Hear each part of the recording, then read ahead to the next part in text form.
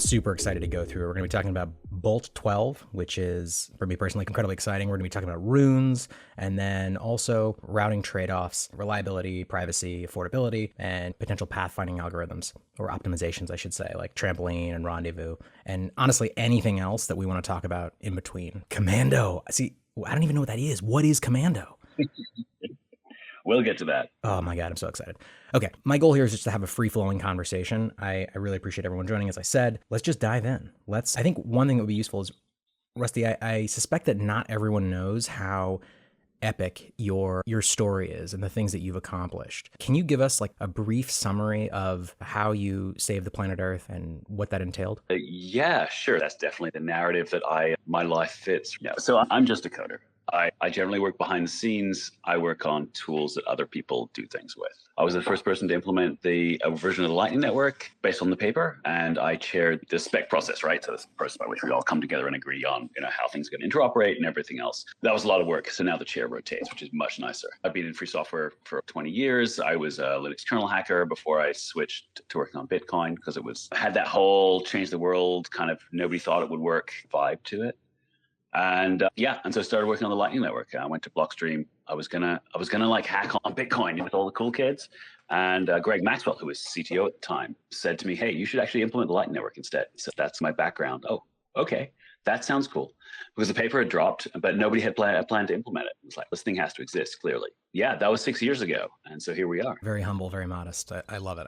Matt, Victor, would you add anything to Rusty's very modest description of himself? I think he gave a pretty good summary of things. I'm just so eager to hop into the topic. I think before we dive into BOLT12, I think it'd be useful to give a high-level overview of BOLT11 as well as how the noise XK protocol works. I love it. Wow. Let's do it. Okay, let's go straight into that then. So should we step back and talk what bolts are? Sure. So BOLT is a contrived acronym for basis of Lightning technology, but really early on in the Lightning space, we just tried to use up every single pun involving lightning or stuff like that. So the specs we use are called bolts. I think it was Anthony Towns who came up with that as contrived acronym. BOLT1 talks about the messages we send. BOLT2 talks about how we do HTLCs. BOLT3 talks about et cetera, et cetera. When we get all the way up to 11, BOLT11, it talks about the invoice. It's the QR codes that you see, right? So when you want to pay a Lightning payment, that QR code, that's a BOLT11 code, right? And BOLT11 defines what it looks like, and it's a bech32 string this long. It has this thing, and it starts with LN something. So that was BOLT11, and I came up with BOLT11 because we needed we had all this technology, and we needed some way of going, hey, send me some money now. Very simple protocol. And there were a few mistakes in BOLT11, but it worked. It became the standard. It's out there. Everything speaks BOLT11. What are some of the things that you consider to be mistakes in BOLT11?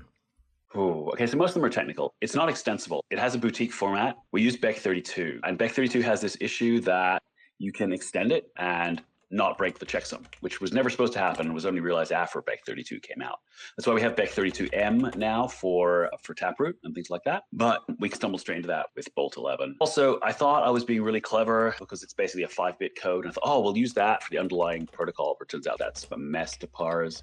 So everyone's crawled over that broken glass now and everyone knows how to deal with it. But it was kind of messy. The lack of extension is pretty ugly. So with BOLT12, I went back to the drawing board and went, what would this look like if we did it again? Because there was a whole heap of things that we wanted to change anyway.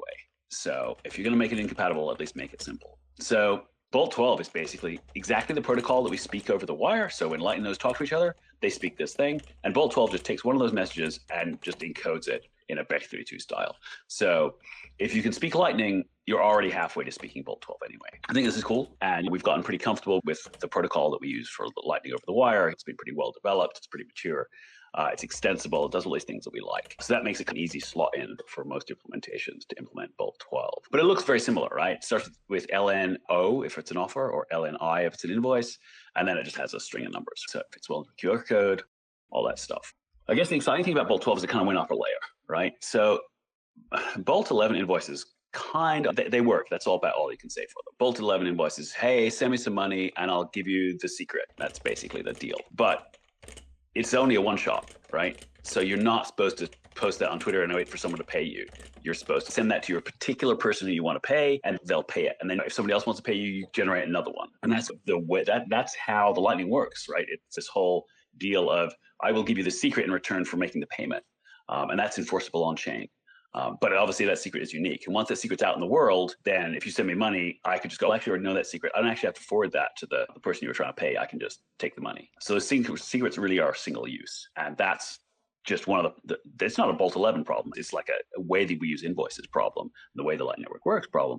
So we need a layer above that. And one way to do this is for me to go, cool, well, I'll tell you what, I'll tell you the secret in return for the money. The problem with that is you don't have an invoice, you don't have a receipt. So you just gotta go, you're throwing money at someone, which is great for certain use cases. But as we get more serious with the Lightning Network and you actually want receipts and proof of payment and to enter disputes and stuff like that, you're really gonna want that.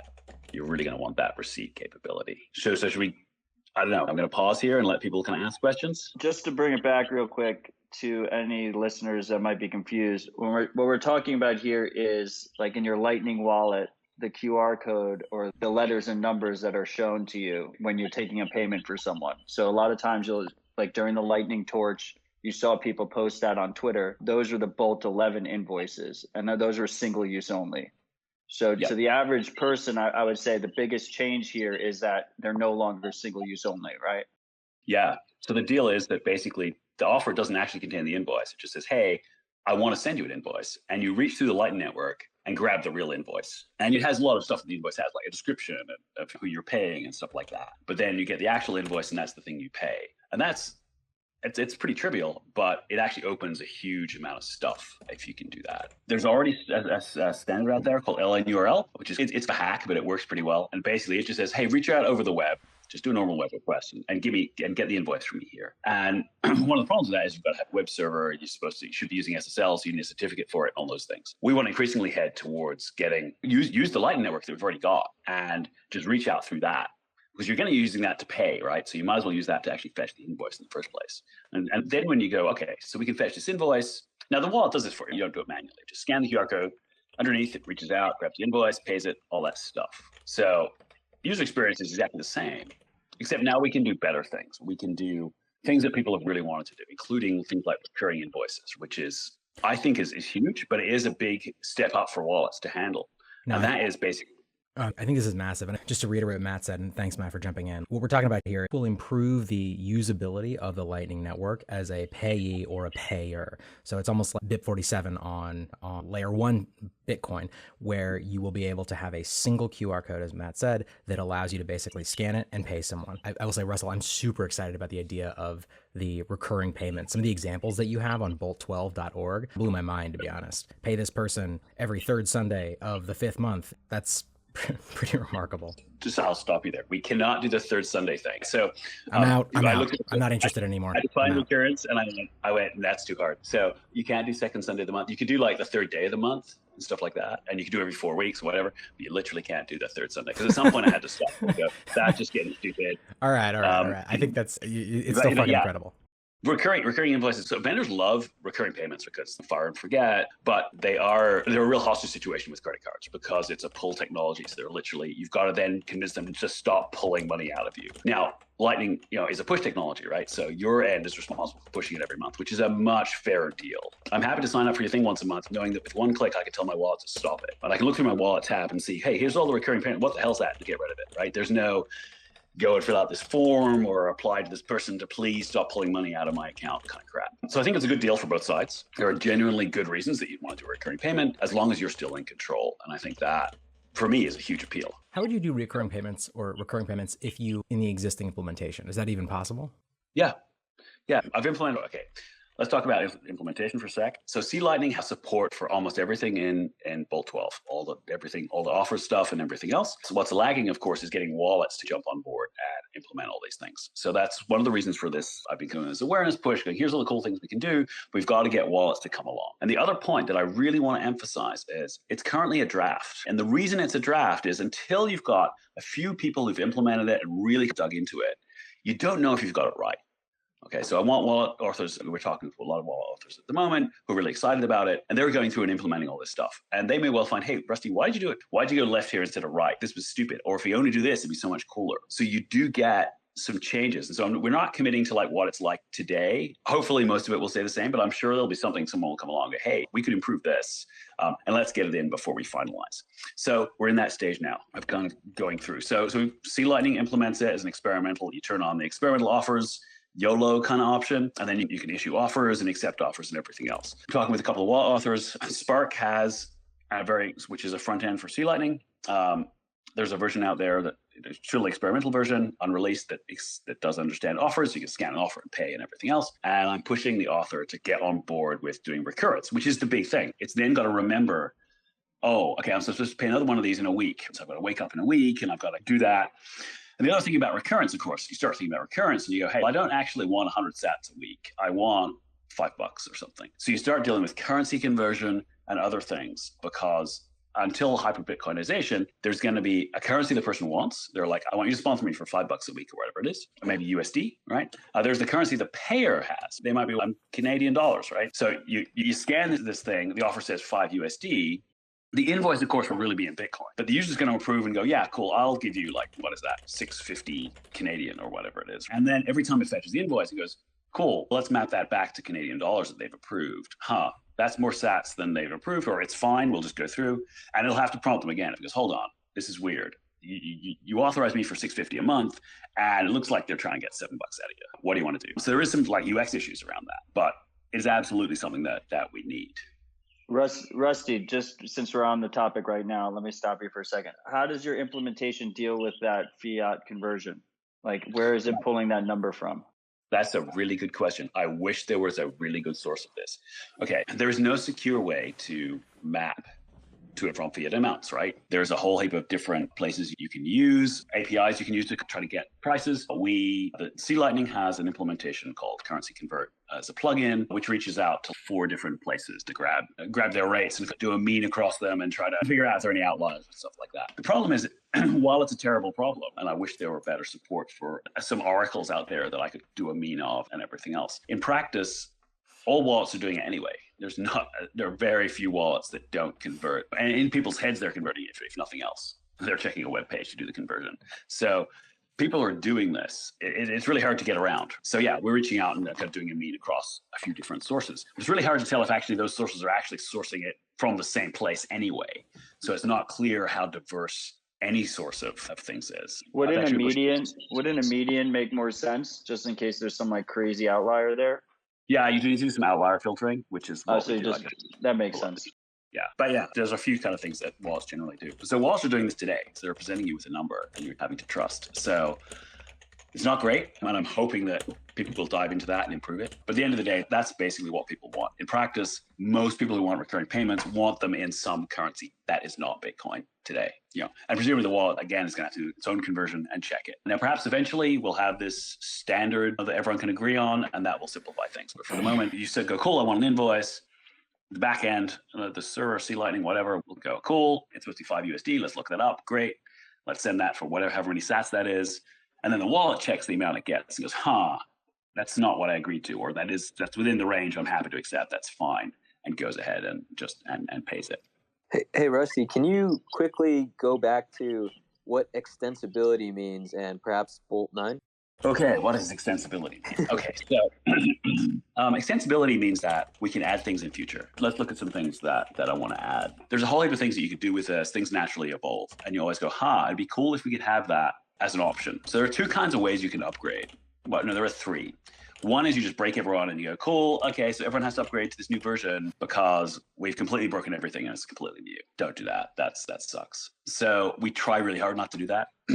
The second way to upgrade is go, cool, there's this new option, and if you don't understand it, you're not going to be able to pay this thing anymore. That's also pretty weak, but sometimes you have to do it. So for example, if we added a new extension that said, cool, this is like a one-click shopping experience, but when you do the invoice request, you're going to have to send me your mailing address, because I'm going to ship it to you. It's not an option. You've got to send me an address. Otherwise I can't ship it to you.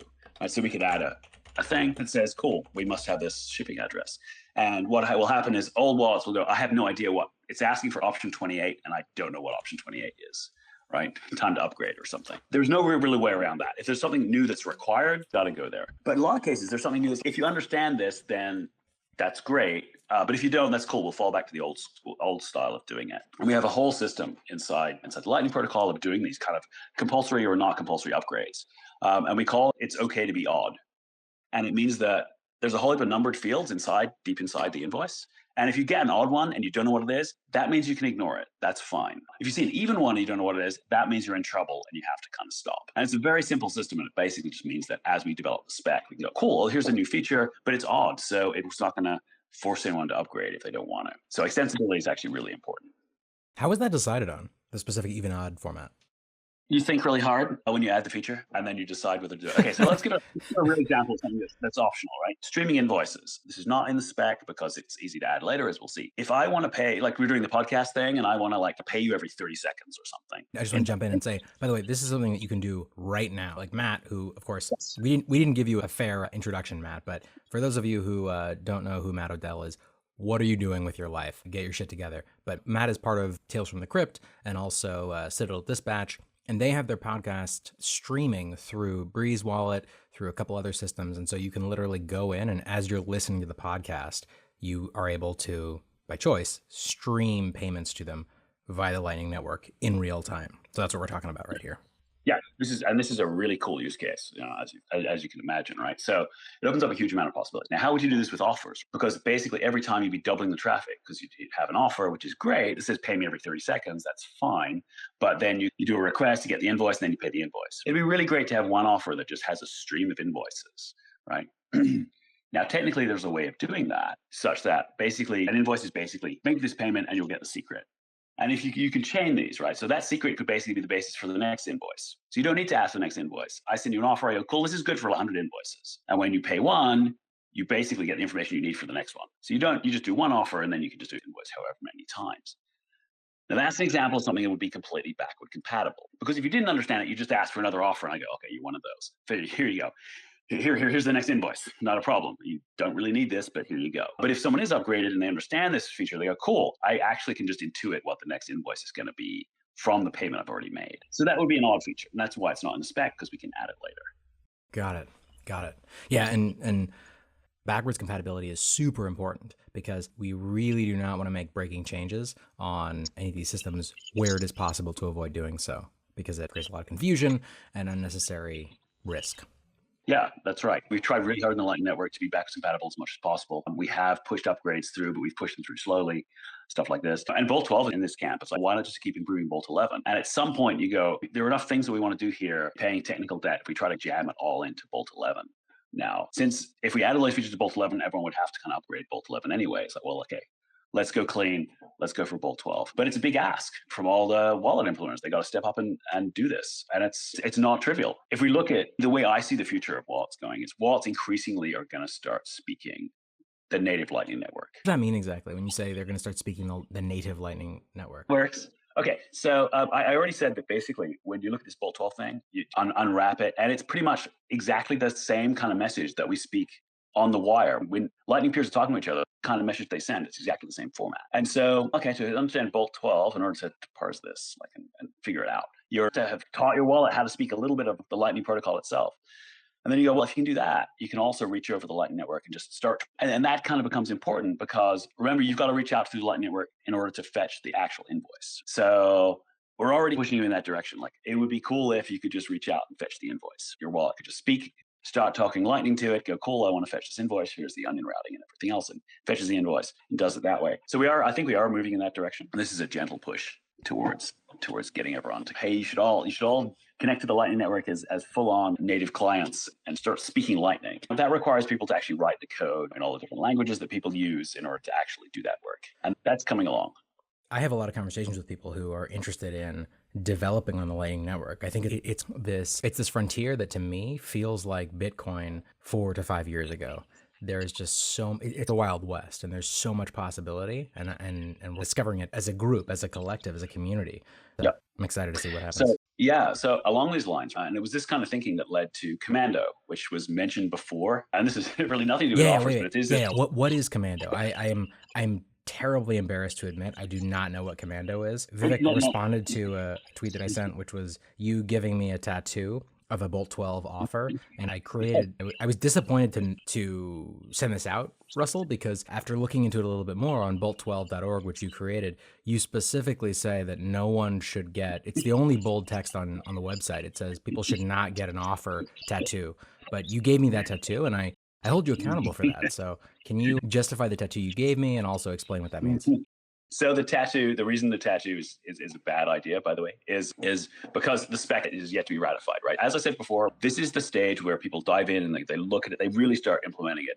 And that's they get their hands dirty with it. They start using it in practice and go, okay, let's fix this. So we're still in that reckless phase. So it could well be that somebody comes up with a great change. We go, yeah, cool. Yeah, no, that's got to be in. And then your tattoo doesn't work anymore because actually the specs moved. So do not get the QR code of an offer to pay you money tattooed on yourself yet, because the fix-up's just going to be messy. And so that's the whole tattoo joke on the bolt12.org website, saying don't do this. We got diverted a bit. Yeah, Commando. So this idea, hey, hold on, what if everyone speaks the native Lightning network? And cool. So C Lightning, I wrote this plugin called Commando, and it basically, you take custom Lightning messages, and you can authorize a peer and say, cool, when this peer sends me a message, just do what it says and just return the result.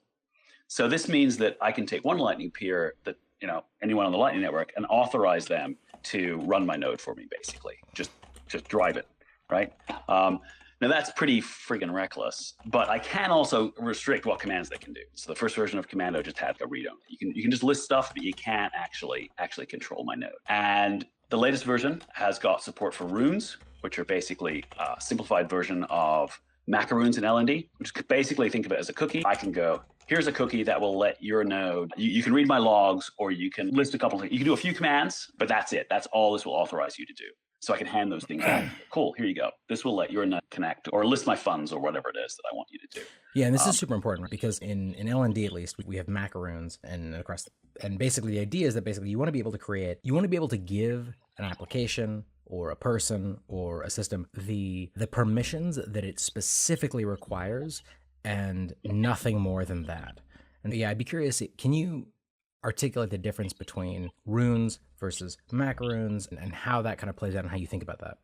Yeah, so macaroons came out of a Google paper that described this kind of clever technique for basically, so you could do this kind of thing with just a cookie, right? Give me a cookie, make me a cookie, please, LND or C Lightning, whatever, or Commando, to let somebody do these three commands only. And you could do it that way. The cool thing about macaroons, and that runes does as well, is that I can actually go, cool, give me a cookie, and then I can just tack on some extra restrictions. Go, cool, but this one can only do this, and then I can hand it off to someone else. So I can actually create sub cookies in a way that you can't undo it. So if I add a restriction that says, no, this can only list, this cookie will only work for the next 1 hour, and I give you that cookie with the extra restriction on it, you can't pull the restriction off. So that's kind of cute. In practice, most people just take the cookie they're given and they use it. So it is technologically, it's a really cool feature to have. Actually, I'm not sure how many people are going to be like minting these things off and handing them off to other people and stuff. But it is a cute technique. The way they do it in the Google paper involves a couple of HMACs and things like this. And it's actually way more complicated than they need. There is a simplified way that you can implement this using what's called a length extension attack against SHA. It's in the README on the Runes GitHub. But basically, there is a simpler way to doing it than the way that they did it. They missed a trick. So I thought somebody has to implement that. So I've implemented this. But again, most people don't care. They're just going to take this magic cookie that they get granted and hand it back when they want to make commands. So the actual format of it and how it works underneath is a little bit really deep geek. And the fact that you have the capability is really important, that I can hand out some limited amount of permissions. But the mechanism by which it's done is only of interest to like probably a handful of people in the world. Wait, really? I don't know. I have a different take. I think I've definitely, we got PlebNet going, and we basically, which is to say this like giant community of people who are, we all got excited about Lightning, and we were like, how can we learn together? And my experience so far has been that Lightning has been this, people are disincentivized to share the specific learnings that they have had on the Lightning Network and what it takes to run an effective Lightning node or routing node. And I think that, and one of the experiments that I have participated in multiple different sort of rounds is trying to create a kind of decentralized supernode, which is to say a node where you have multiple people who are running their own routing nodes with their own liquidity, setting fees super low, and then basically allowing payments to be routed through them in tandem, and then aggregating all of the the profits, so to speak, on a monthly or a weekly basis. So to me, like Macaroons and Runes are a super interesting kind of evolution of that. I love the idea that people could basically connect their nodes up in a way that would not fuck up their security, but would allow them to create these sort of super entities that could exist in the Lightning Network. Yeah, that is cool. But when you think about that, doesn't require third-party mods. Like the case where I give you a cookie and then you want to add restrictions to give to someone else is starting to get a bit obscure. Most cases, I'll give you a cookie that has everything you need, that only lets you do a couple of things, and I'll hand it straight to you. Yeah, that's fair. That's fair. This ability to add to other people's cookies, restrictions to other people's cookies and add on is technically cool. I don't think it's actually, I'm struggling to think of a great use case where, yeah, that's totally the way we're going to use this. So yeah, look, controlling other people's nodes is interesting. And then you start thinking a lot harder about, so what command should I actually let you? If I give you access to my logs, is there stuff in my logs, for example, that I don't want you to see? Because you're going to be able to leverage that in order to find out other secrets that may appear in my logs. So there's a whole thought process around how you actually share this safely. Like what you should let other people do. And just for the audience, can you reiterate the difference between Macaroons and Runes? Yeah, they're basically, Runes are simpler than Macaroons, but they give you basically the same functionality. And even if we'd use Macaroons and Sea Lightning, because Sea Lightning is different from LND, you already wouldn't have compatibility because you need to somebody needs to give you one. Sea Lightning would give you one. It would be different than the way LND would give you one anyway. So they'll look different anyway. The fact that ours, you only care if you're trying to manipulate it. You're trying to add a restriction, then you have to know, oh, is this a rune or a macaroon? Normally it's just a string that you're given this thing and you give it back in order to do something. So at the low level, it's simpler and it's got a couple of neat tricks in it, but from a high level or use level, it's the same thing. Got it. So, do you see any potential use cases with remote wallets? NFC type ideas come to mind for me. I think there's a couple things that are really cool. I remember even Pierre Rochard's original power node launcher, whatever, was using the Macaroons and LND. Just curious now that what are the potential use cases for these? Don't mean to sound bullish or bearish or whatever, but I think there's something there. Yeah, what I really want. So there's a front end for Sea Lightning. It's been around for a long time called Spark. And it does what naively you would expect it to do, which is it reaches in through a web connection to control your node. But oh my God, that is a crap load of hoops to jump through, right? In order to get a secure web connection, you need to have a certificate. In order to get Let's Encrypt, you have to have a whole heap of setup in order to get the certificate in the first place and stuff like that. And this is what kind of made me think, if we could just reach through the Lightning Network to control my node, that would be way, way easier. So in this case, in fact, in the latest documentation for Commando is basically, here is how you basically create a rune that will let somebody else create a rune that lets them control your node from then on. So you put this thing in a QR code, you'd scan it with Spark. It has 60 seconds to connect to your node, introduce itself, and say, cool, here, use that rune to mint myself a new rune that from now on will let me control your node. That's it. Now that means it has to be able to reach over the Lightning Network and speak native Lightning protocol. But as I've said, I already think we're going that way. In fact, there's another cute hack which I added to Sea Lightning, which lets it speak WebSocket. So it's actually really hard for an in-browser app to reach over the network and speak like really low-level stuff. They tend to speak like web protocols. But there is a web protocol called WebSocket that kind of lets you do this. And there's a PR for Sea Lightning that basically, if you connect to Sea Lightning and it doesn't look like you're trying to speak native Lightning, you're actually trying to speak web. It goes, maybe you're trying to open a WebSocket, like forks off a little proxy, and from then on it will speak WebSocket to you. And this means that you can then connect to the Lightning Network from a browser natively. And of course, add Commando in there, and suddenly you can have a web front end that controls your node via Commando using runes to authorize it. All that stuff fits together. So the remaining part for that is more of basically the JavaScript library so that people can easily speak Lightning Network through JavaScript. And there's some work going on that at the same time. With those pieces, I think it'll be cool to have to use this to control your nodes and stuff. So high level, Commando is this idea that you can just scan a QR code and connect to your node without anything else, right? Yeah. So Commando is, I will talk Lightning Network and I will let you control my node. Awesome. All right, Bitcoiners, I want to tell you about our newest sponsor. This show is brought to you by Ledn.io. I have been super, super impressed with the guys over at Ledn. I've actually known the co-founders, Adam and Mauricio, for a very long time. I've had the pleasure to watch them build Ledin up from a tiny, tiny startup to now a super impressive institutional grade Bitcoin and crypto lender.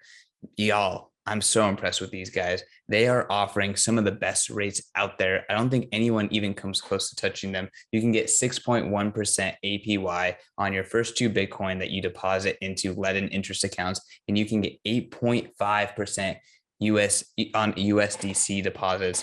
I mean, I know all the competitors. They're not even close. If you're going to put your crypto and your Bitcoin into an interest account, Ledin is by far the best. And on top of that, like I said, these guys are hardcore Bitcoiners and they know the products and the services that Bitcoiners want and appreciate. They come up with B2X. It allows you to put your Bitcoin in, they leverage it up, and you can, with one click of the mouse, get twice the exposure to Bitcoin. So if you're super bullish, Ledin has you covered with a super, super easy way to get leverage with B2X. And then on top of that, they know that Bitcoiners care about your reserves. They know that Bitcoiners don't like under reserved and not full reserved financial institutions. So they are pushing the frontier in transparency in the digital asset lending space. And they are the first digital asset lender to do a full proof of reserves and proof of attestation through a Mariano LLC, a public accounting firm. So the Ledin guys, they know what Bitcoiners like. They are legit. I encourage you guys to check them out. Do your own research and go to ledin.io. That is LEDN.io and learn more. Bitcoiners, I want to tell you about The Deep Dive. The Deep Dive is Bitcoin Magazine's premium market intelligence newsletter. This is a no fluff, hard-hitting, incredible newsletter going deep into the market, helping you understand what's happening with derivatives, what's happening on-chain, what's happening in macro, what's happening with the narrative, and what's happening with the tech. My man, Dylan LeClaire, is an absolute savant. He is making his name known in the Bitcoin community, getting shout-outs left and right, getting on podcasts left and right, and him and his team are bringing you everything that you need to know about Bitcoin. You don't even have to be on Bitcoin Twitter. You can ignore every other newsletter. This is the newsletter to rule them all. Go over to members.bitcoinmagazine.com. Sign up today. And if you use promo code MACRO, you get a full month for free. You have nothing to lose. What are you waiting for? Sign up. See the incredible work that Dylan and his team are putting out. And if you don't like it, just unsubscribe. You don't pay a dime. But if you do, you know, it's going to be well worth the sats in investment in understanding Bitcoin and gaining the confidence to continue to invest in Bitcoin and making the right moves around Bitcoin. And it's going to be well worth every single Satoshi. Again, can't recommend it enough. That is members.bitcoinmagazine.com, promo code MACRO. Do it today. Can we quickly go to blinded paths? I remember hearing you talk at the Lightning conference. You mentioned T-Base suggested or something like that. And there's a way where I guess the sender and the receiver will be unknown versus like the traditional way with Noise XK where the sender is unknown, but the receiver is known. And also, I guess, our hacky way currently doing it where Keysend gets around, leaving the sender also unknown. Yeah, so the Lightning Network, the way it was designed was that vendors are known and people who are paying are anonymous. And that was a good first step because you have to kind of be able to send the payment somewhere. So they would tell you where they were, what node ID they were, but they wouldn't tell who you are. So if you're paying, they don't know who you are. So that's obviously something we want to preserve and indeed enhance with offers. So we already do this. So we send these messages through the Lightning Network and they get wrapped and then inside. So the way an onion messages work, which is what a precursor of stuff that you need for this to work, is you basically send this message through, everyone unwraps it, sends it to the next hop. It gets to the end, they unwrap it, and they get like this reply path.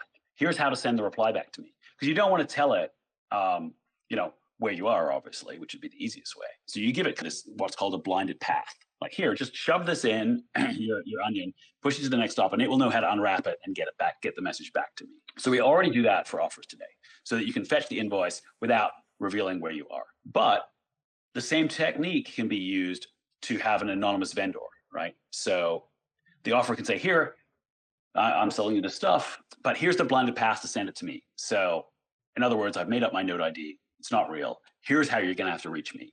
So use exactly the same technique to actually have vendor anonymity, which is something the Lightning Network traditionally has not provided, and something that's really, I think, important for a lot of use cases. Now, especially with the infrastructure bill stuff that's happening right now. So there's one thing I want to note, and that is that I have not implemented the API to put blinded paths inside offers in C Lightning. It's still on my to-do list. So there's a PR for that. There's an issue for that. So we have not got an implementation of anonymous vendors today. But Rusty, the reason this is really important, even if you don't care, sorry, because I have to ask, why haven't you done that yet? And more specifically, why do you hate America? Also freedom. Yeah. Can I answer that at the end? Yes, go ahead. Please continue. But the reason this is important is, so the way things work today is if you make a Lightning payment, it's all good. And the vendor goes, oh, crap, something went wrong. I want to refund you. You now have to dox yourself in order to get your refund. Oh, interesting. That's shit. That's really bad. Did you want your money or did you want your anonymity? So there's actually a refund flow built into, so a normal invoice, right? We've talked about, cool, this invoice says here, the normal offer says here, fetch the invoice and then you can pay me money. But there's also what's called a send invoice offer. And that is, no, I'm trying to send you money. So instead of you sending me a request for an invoice, you literally send me an invoice and I will pay it. And in particular, that's used for refunds, right? So I want a refund. Here's your offer for your refund. And so then you basically send an invoice in. Now that's really important. That use blinded paths so that when they send you the money, they don't know where it's going. They just know if it succeeded or not. Just contrast that with what exists right now. What exists right now is really, you go to the web page, they go send me an invoice for this amount that I've agreed to refund you, and they do it manually usually. There's a few slightly more automated steps, but at the end of the day, you're doxing yourself and revealing where your node is in order for them to send you your money back. I really want to be anonymous. So even if you don't care about vendor anonymity, in the case of refunds, you do, because you're the vendor to some extent, right? You're the one they're sending the money to, and you really want your anonymity back. And regarding the refunds, I guess this is where the payer proofs and the Merkle trees would come in. That's right. So it is actually in BOLT12, when you go, cool, give me the invoice, you actually tell them a key to put in. This is my payer key, right? This is my temporary ID that I'm going to use for this. And that gets included in the invoice, and the invoice is cool, and here's your payer key. Now, since you controlled that key instead of originally, when you asked for the invoice, you can prove that you were the one who had the invoice minted, right? You're like, oh, cool, that was me, because I've got this key. I can create a signature of stuff. I can prove that it was me. We already have payment proof. So I can already prove, here, look at this invoice. I can prove, because I have the secret that it promises, I can prove it's been paid.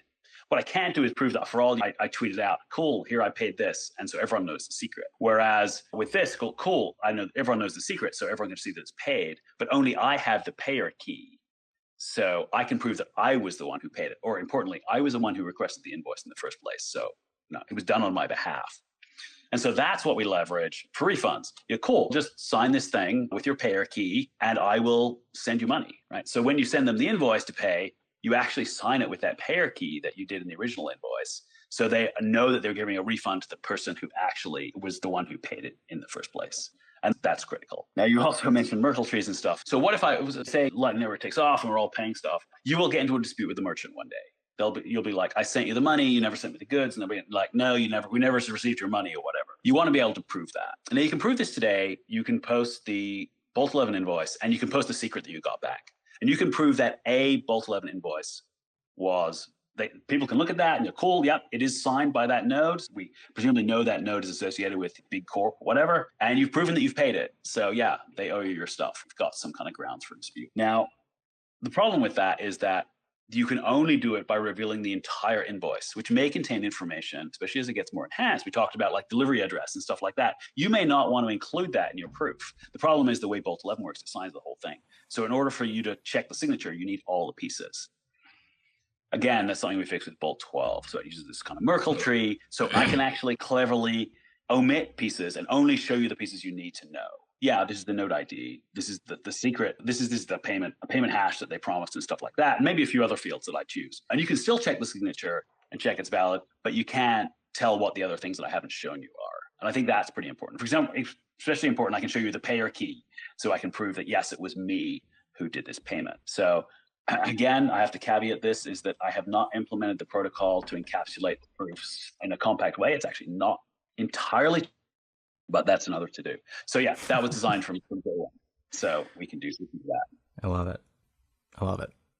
Matt, you have any thoughts directions you'd like to take this specific conversation. There's just so much information poured into my brain right now. I'm curious if you have any thoughts. Or you're getting a little bit overwhelmed, right? Overwhelmed is, I wouldn't say overwhelmed. I would say I'm like a goose that's being prepared for I'm being like force-fed grain with a funnel, and it's amazing. I enjoy this deeply, but I'm also... I think the cool thing is once we get this implemented, most people will never have to know any of this is happening. So it's okay to be a little bit overwhelmed. I would admit that I am a little bit overwhelmed because Rusty goes real deep. And he's really good at going deep. With respect to blinded paths that he was talking about earlier, he said vendor privacy. And what does that mean for the average person? What that means to the average person is right now, if you go to someone's BTC Pay server, or if they post an invoice on Twitter, you can decode that invoice, and that invoice gives a bunch of different information about the receiver. And one of the key things it gives you is this public key, which is a fire of your node. It is how your node is recognized on the network. With that public key, you can see the IP address if it's not running through Tor, so you can see where the server is located. Most non-professional users are going through Tor, fortunately, so you can't see the IP address in that situation. And you can also see the public channel capacity. So if you have any public channels open, someone can use any invoice you give them to see exactly how much, or they can get a general idea of how much Bitcoin you have locked into the Lightning Network in public channels. And then I guess if they're a more advanced attacker, they can then probe your channels to try and figure out exactly how much you have on the Lightning Network. So this becomes a massive privacy issue for anyone receiving on the Lightning Network, especially your average user who might not be aware of that pitfall. And this blinded paths in BOLT12 fixes that and is absolutely massive in terms of receiver privacy on Lightning. Did I get that right? Yeah, absolutely. So when we talk about vendors, we normally think of big corp, shipping stuff, whatever, and they don't care. They actually want you to know all their incoming capacity and everything else so you can route to them better and get more stuff. When I pay for pizza and I want you to pay me back, I don't really need to leak my node ID. And the thing is, blinded path could well lead to a public. It doesn't mean that it's actually private. It's just that I gave you a blinded path and you'll never know if it's actually my public node or not. So it is much more powerful. Now, one of the caveats that we always need to mention with the Lightning Network is that the onions, we have this blinding system. You can go through these onions, but until the network's really big, if there's only 5 nodes on the network, you're not providing actually any much anonymity in that case at all. As the network gets bigger, it does get more effective, but you're still constrained to what paths there are through the network. Getting better, but a really advanced attacker can still glean a reasonable amount of information, particularly if you choose naive paths. There's going to be a bit of an obscuring these things, and I look forward to that because there's going to be a lot of cool stuff. Blinded paths are actually longer than they need to be. So ops and blinding path, but actually I'm only using 3 of them and I'm just throwing away the rest, but you don't know that. So there's a whole arms race to go with blinding path anonymity and stuff as well. AP, I see Rene in the audience. Any chance we could bring him up? I'd love to get into pathfinding. I know. I invited him up. I think he's in a different time zone, as are you, Russell. So I'm not sure if he can join us right now, but I definitely have sent him an invite. And Rene, if you're listening, we would love to have you up here. I have an interesting question from Chaz of Lightning Junkies. I believe is in the audience. So for Rusty, if LND doesn't correctly, will offers still work? Is there a contingency plan there if LND doesn't add support?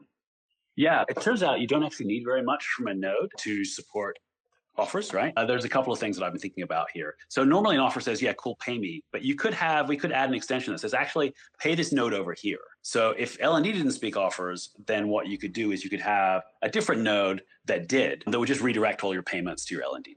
Right, so that's probably the simplest way of doing it. Other ways include basically having Just Jaeger actually has a pull request out now for LND, which basically allows it to send and receive custom messages, which means you could use that to create a plugin for LND that spoke for bits of the protocol that you needed to mint offers and everything else. It's not ideal, but that would certainly be another way of doing it. In the experimental stage, while we're still playing with this stuff, it's not quite so important. So it's worth commenting that the way I've done offers is a bit unusual. Usually the way that I would work with something like this is I implement it. We have this rule in the spec that you need 2 interoperable implementations before it goes in the spec.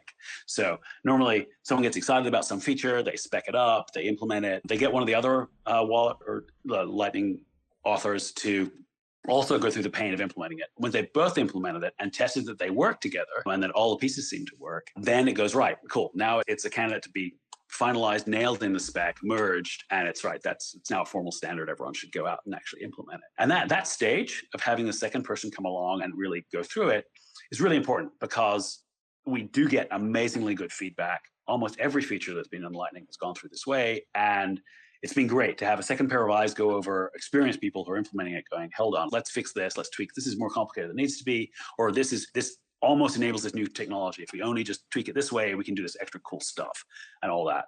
So that's the normal way of doing it. I'm really low key about new features because, again, the whole problem of it's reckless, like it may break. We reserve the right to change things if we come up with something better during this process.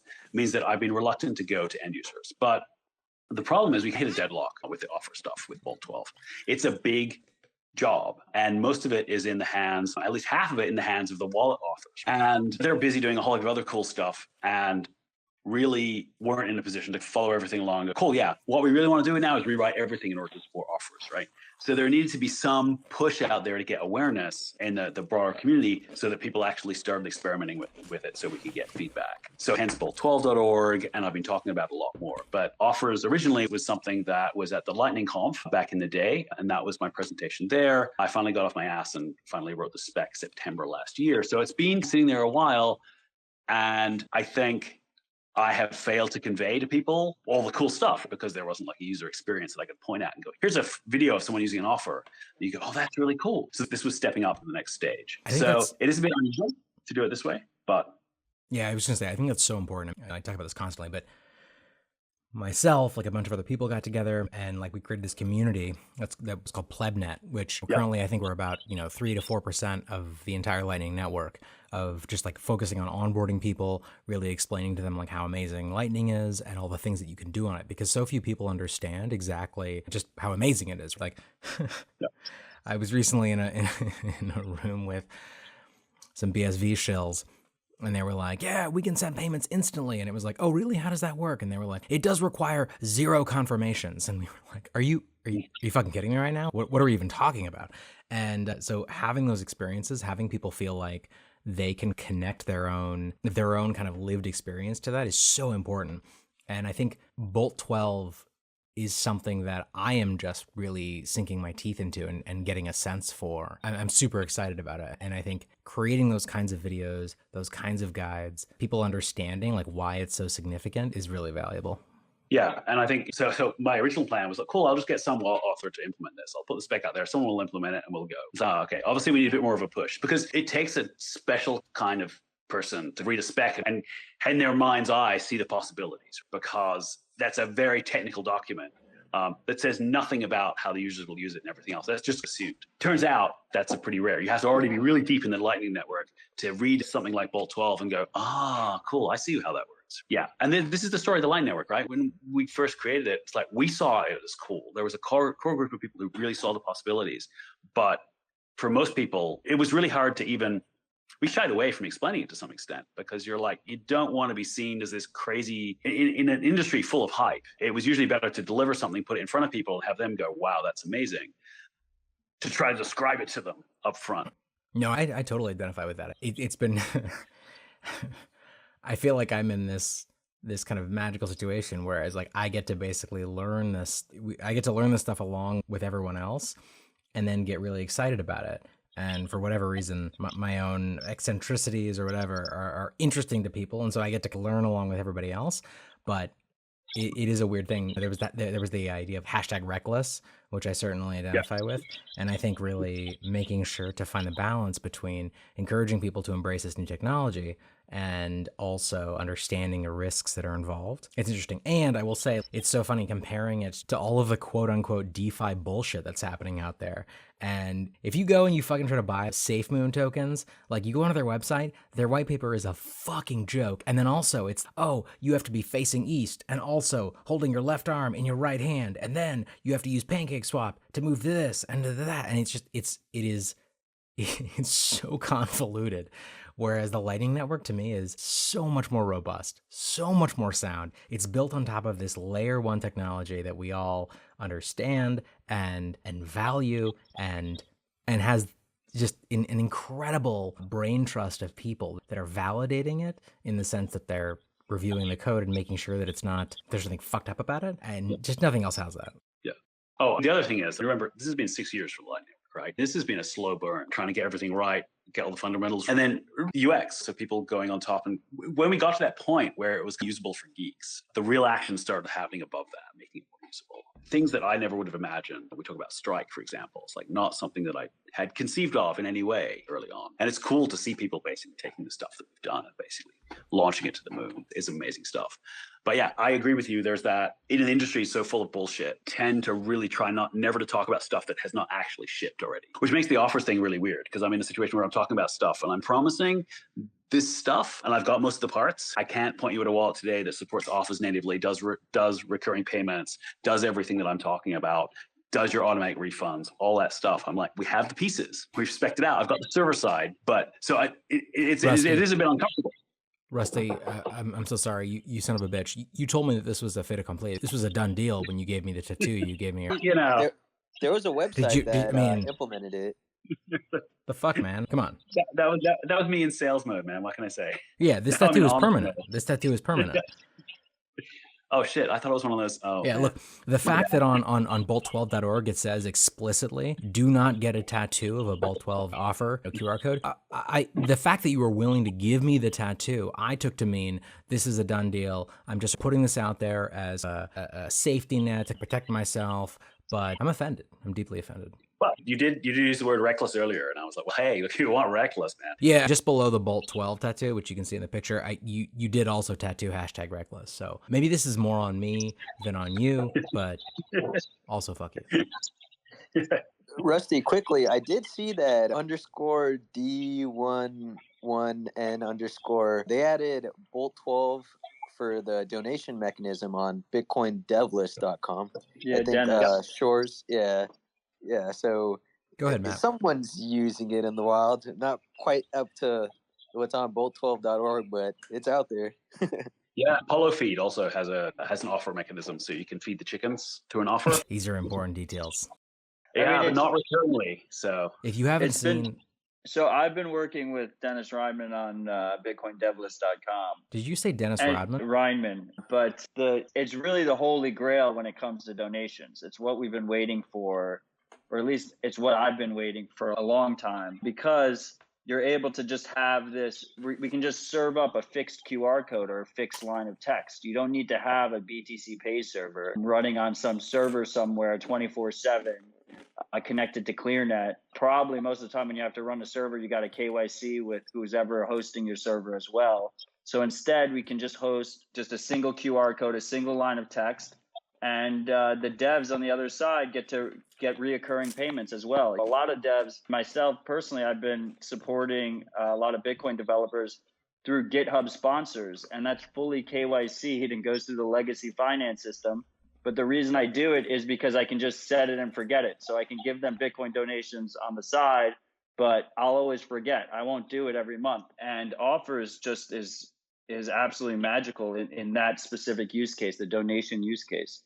Did you just admit to being a fucking spook? I'm going to convert that fiat into Bitcoin anyway. Now I make the devs do it. But I will be switching all of that over to offers once we get more support in the dev community to actually posting their invoices for that. Yeah, I mean, the static stuff is huge too, because it does mean that your giant Bitcoin mural that has a QR code in the corner, that QR code will work for as long as you've got that Lightning node still alive somewhere. Yeah, I think that's huge. Rene, let's talk to Rene. I want to hear about Rendezvous, Trampoline, as a proposal. Get in here. I don't know if I have much to say about rendezvous routing and trampoline routing. I think that's much more on Rusty's side. No, I want to hear whatever you have to say, Rene. You and I have been chatting back and forth for a while, or at least more recently, let's say in the last 2 to 3 weeks. But any comments you have, I would be very curious to hear. With respect to offers, I strongly support the approach of offers. I think it's very much needed in Lightning Network. And I just also think it's a little bit of a pity that so many wallets have not tried implementing it, because I think in C Lightning I wouldn't say stable, but it's pretty much there. You can play around with it and try to implement again. I have recently had developers reaching out to me and asking me, hey, they want to contribute to the Lightning Network, what could they do? And it turned out that they were more like full stack developers or web developers. And I was like, hey, try to create some web API for offers. And I'm not sure if they're really like making progress on this, but I have exchanged a few messages with them back and forth. So I think that's a very good approach. And I agree with what Matt Odell says, that we desperately need this for recurring payments and donations. And the fact that it's Lightning native, I think, makes so much sense. Yeah. We should talk about the stuff that didn't make it in the spec. Yes. What got excluded? Yeah. One thing that I wanted was like shopping list functionality, right? Where you scan all these offers like in your supermarket, wherever you are, like each one has a little offer on it and you scan them all. And then you just submit once and you get an invoice that has all of the things tallied up, the whole shopping cart experience in your wallet, rather than doing like this kind of one at a time thing, which works, but it's clunky, right? So, because I guess I have this vision of the Lightning wallet becomes your agent that manages all this stuff. Same with things like shipping address and stuff. You scan something, you no longer really need like a web store. You just need a QR code. I scan it, it says you wanted this for whatever. They need your shipping address. Your wallet says which shipping address you're going to give them. You go, cool, click on that one, and it's done. You don't actually need a web page as a vendor at all. You could do everything through your Lightning wallet. I think this is when I talk about extensibility, right? This is the kind of stuff that I can see coming down the pipe for, I think, and the problem is I know my imagination is limited. I know that somebody will come up with some cool usage that I didn't think of that will go, cool, everyone should adapt that too. But yeah, I really do like these ideas. And these haven't made it into the spec. We have got some primitive stuff for you scan something and then they go, oh, you get a bulk discount and stuff. And so there's some support for basically modifying the description when they send it back and modifying the amount so that your wallet can be intelligent about saying, hey, they said plus shipping, or they said plus tax, or they said 10% discount for bulk or whatever, and can present to you like why the number has changed and it's not what you expect. But we could definitely get more sophisticated with that. And I think heading towards this kind of more of a full stack experience where your wallet does all this stuff for you is definitely the way that I think we're going to end up going on the Lightning Network. Do everything over the Lightning Network. What do you think is currently being done on the Lightning Network? And I say this to the group here, Rene, Russell, Odell, Victor. What is currently happening on the Lightning Network that you view as an anti-pattern? Yeah. What current things are happening in the Lightning Network that you view as an anti-pattern, a thing that should be discouraged or... So I'm really intrigued by like the, I guess, pre-image usage, how Rusty's really passionate about proof of the payment, but also how that'll change over time with PTLC, stuff like that, like how this all ties together. PTLCs being point-time lock contracts. Correct. Yeah, so anti-patterns of the network are basically anything that denial of services the network, and that's the HTLCs are an anti-pattern, right? We should be going to PTLCs. We're going to get there, right? That's definitely happening. That correlation along the route, the fact that everyone sees the same secret pass through, means it's a lot easier for them to analyze. Russell, can you just describe the difference between the existing implementation and point-time lock contracts?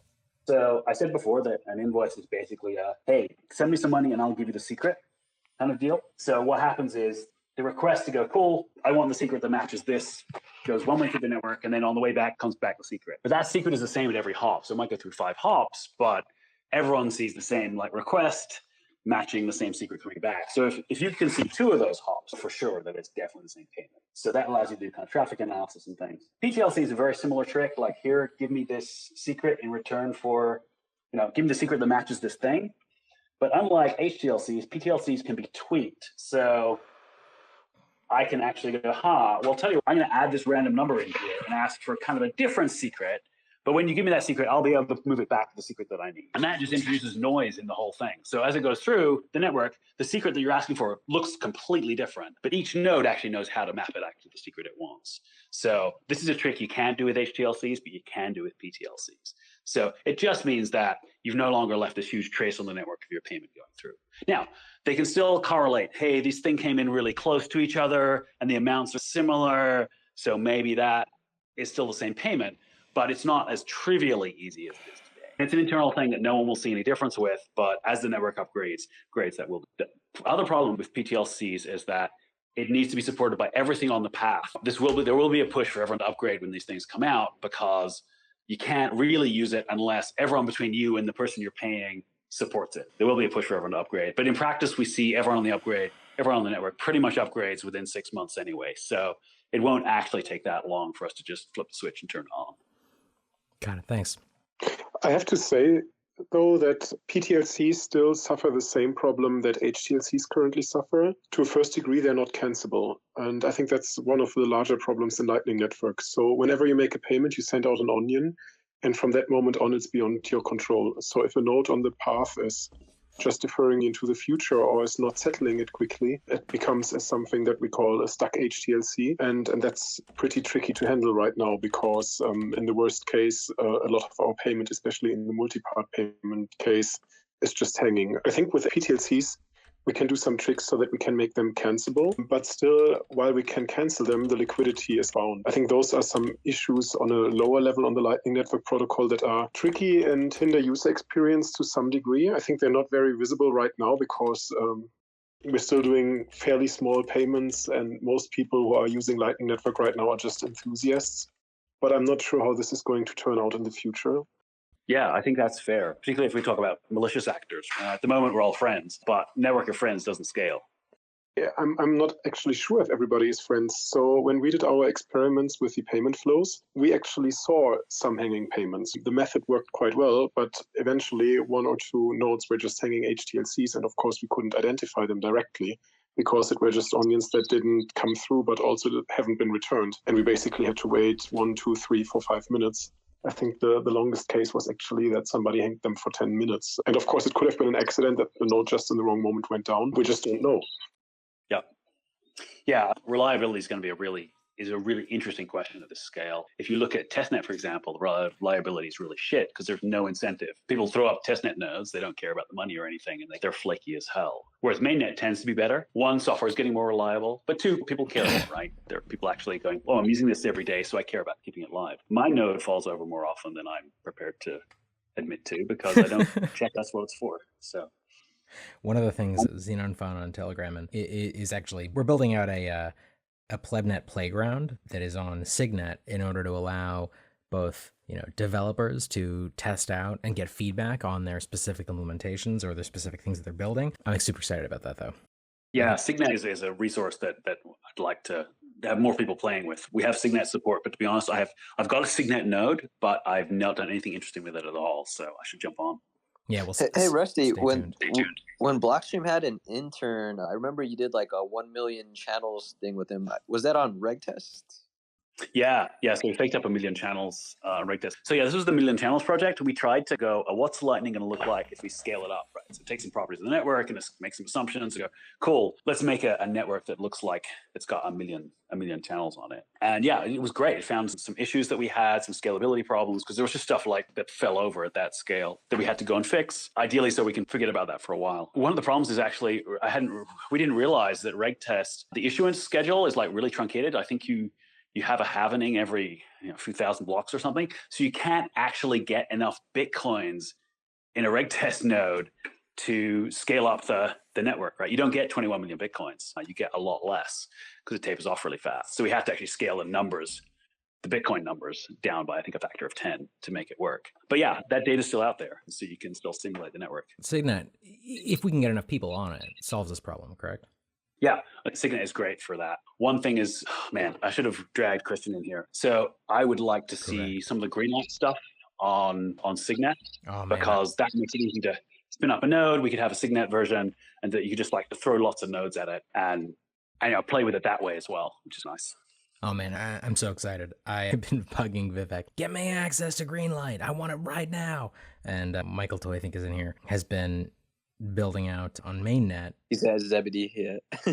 yeah, he's at Zebedee. Like, he's been building out on mainnet some really interesting AWS hosted Lightning node stuff at I don't want to say an enterprise level, but at a business level. And I'm super excited to see that get built out more. And I think Signet, in terms of like testing the stuff that you're talking about, creating more space for Lightning developers to be able to build shit and then basically test it out with this large group of nodes that are actively interested in contributing to the development of the Lightning Network, I think is super important. Yeah, absolutely.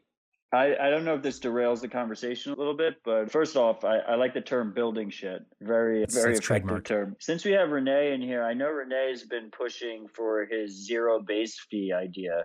I've been diving into it. I'm curious. I guess we could start with Rene telling us why we should care. But I'm really curious since we asked his opinion of that initiative. Yes. Oh, actually, I wanted to ask Rene a math question first. So, Rene, if you had a fixed base fee but a zero proportional fee, would that have the same effect on the equations? You mean fee rate, right? Yeah, I think it does. The main problem really is the situation that when you don't use a channel, you don't pay a fee at all, right? But as soon as you have a fixed base fee and you put something on the channel, the function is just jumping to this base fee, right? So as soon as you just flow one Satoshi, you have this stupid jump, and this just breaks all the math and makes the function nonlinear, and stuff is just like ridiculously bad. Yeah, so for that reason, the base fee makes the entire problem of optimizing for cheap fees, which usually wallets want to do when they want to make a payment, an NP complete problem, or NP hard. Sorry, I'm not the computer scientist here with all those terms, but I just know it's way too complex to. That's fine. I just wondered if the other way, which is naive and you probably wouldn't want to do. But that's a good point. The zero to one jump is still going to be. The 0 to 1 jump is basically the main issue here. Yeah. So do you consider the zero base fee movement, which you have initiated and started, and is really kind of taking off like wildfire rather? Do you consider that to be a signaling thing, or do you consider that to be something that immediately has valuable? Yeah, so first of all, I haven't started this actually. I have certainly facilitated it and helped the people who started it. But what happened is we went to a German podcast which was hosted by Stefan Richter also, who is the co-author of the paper. And we basically decided this is the first place where we talk about our findings about optimal payment flows. And we talked about all those findings and about the fact that the base fee is basically breaking optimal routing. And there was a German guy who was basically, after the podcast, like, here's a screenshot, #0 base fee.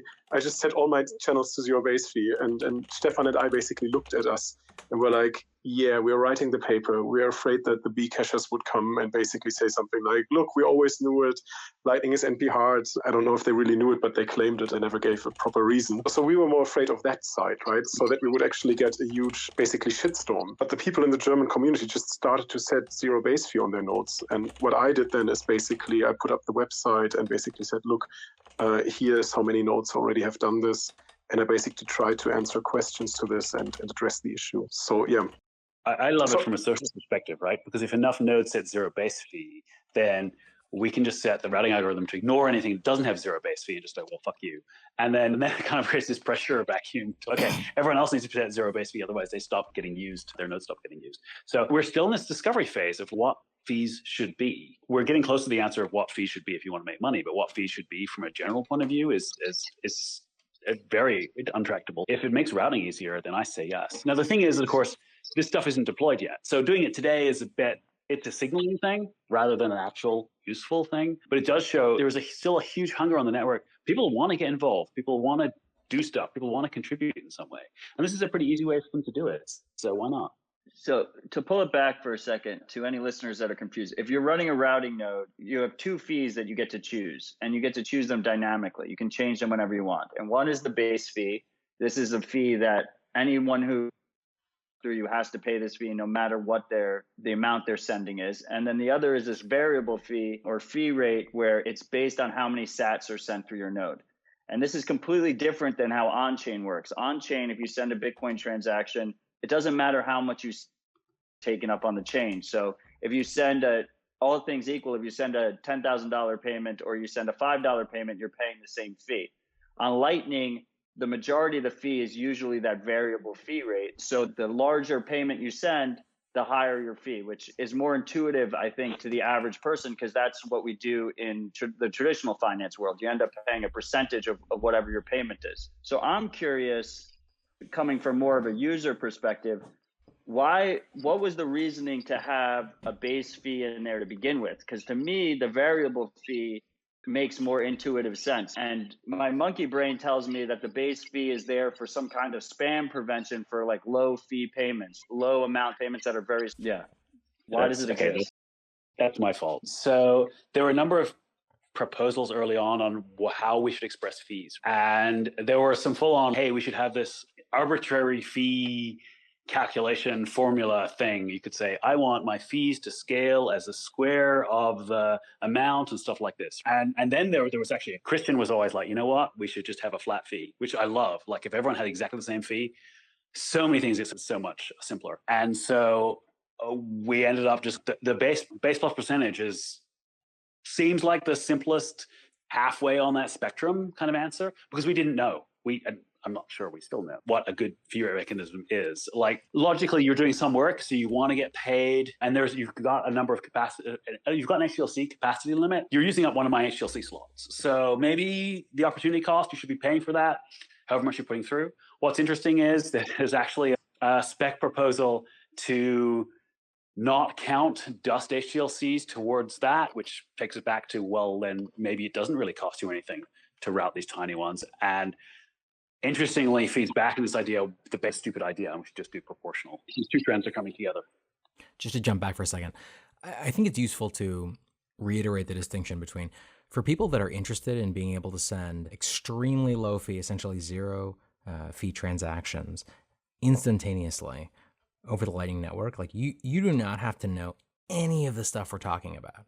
You can basically download right now a wallet like Breeze Wallet or Moon Wallet, that's MUN, and be sending payments where you have full custody, or essentially full custody, of that Bitcoin right now today. The stuff we're talking about is deeply technical and more focused on people who are interested in being merchants on the network. And then the further extreme, which is those of us like myself and Vivek and everybody on the stage, or who on running routing nodes, which are nodes that basically are constantly routing payments, because on the Lightning Network, you do not have to have direct connection to the person that you want to receive payments from or send payments to.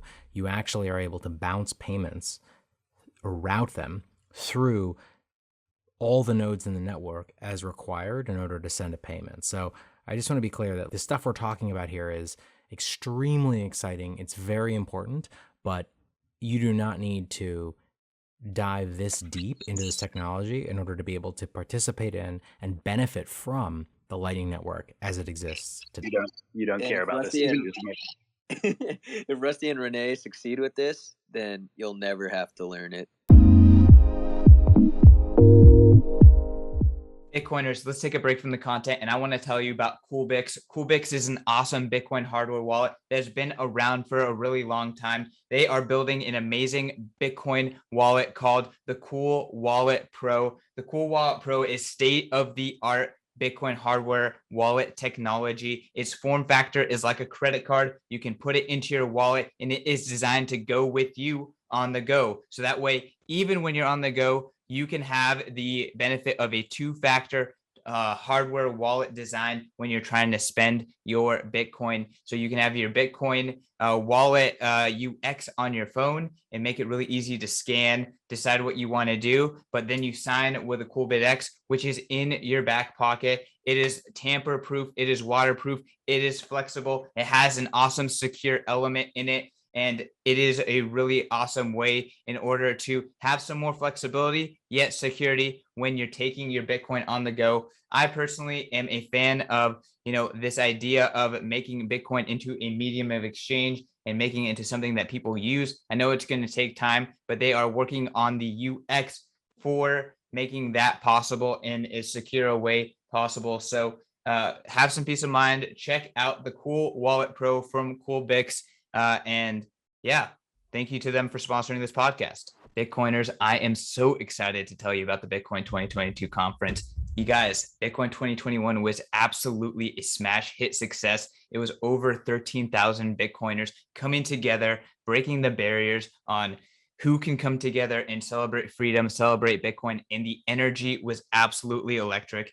Unfortunately, it was just oversubscribed. There's just people flowing out everywhere. And this year we are learning, we are making the conference bigger and better. We are moving over to the Miami Beach Convention Center, and we are going to be throwing a massive 4-day festival for Bitcoin, celebrating Bitcoin, bringing together the greatest minds in Bitcoin. And the greatest businesses in Bitcoin. And lastly, the culture of Bitcoin altogether. We have a 4-day extravaganza planned for you guys for Bitcoin 2022. Day one is going to be Industry Day. It is a day where you can buy a special ticket in order to just mingle and make business deals happen. Day 2 and 3 is going to be a full-blown Bitcoin conference. This is our main conference. This is going to be on April 7th and 8th. And then lastly, we have the Sound Music Festival, Day 4. Imagine going to Coachella, but for Bitcoin.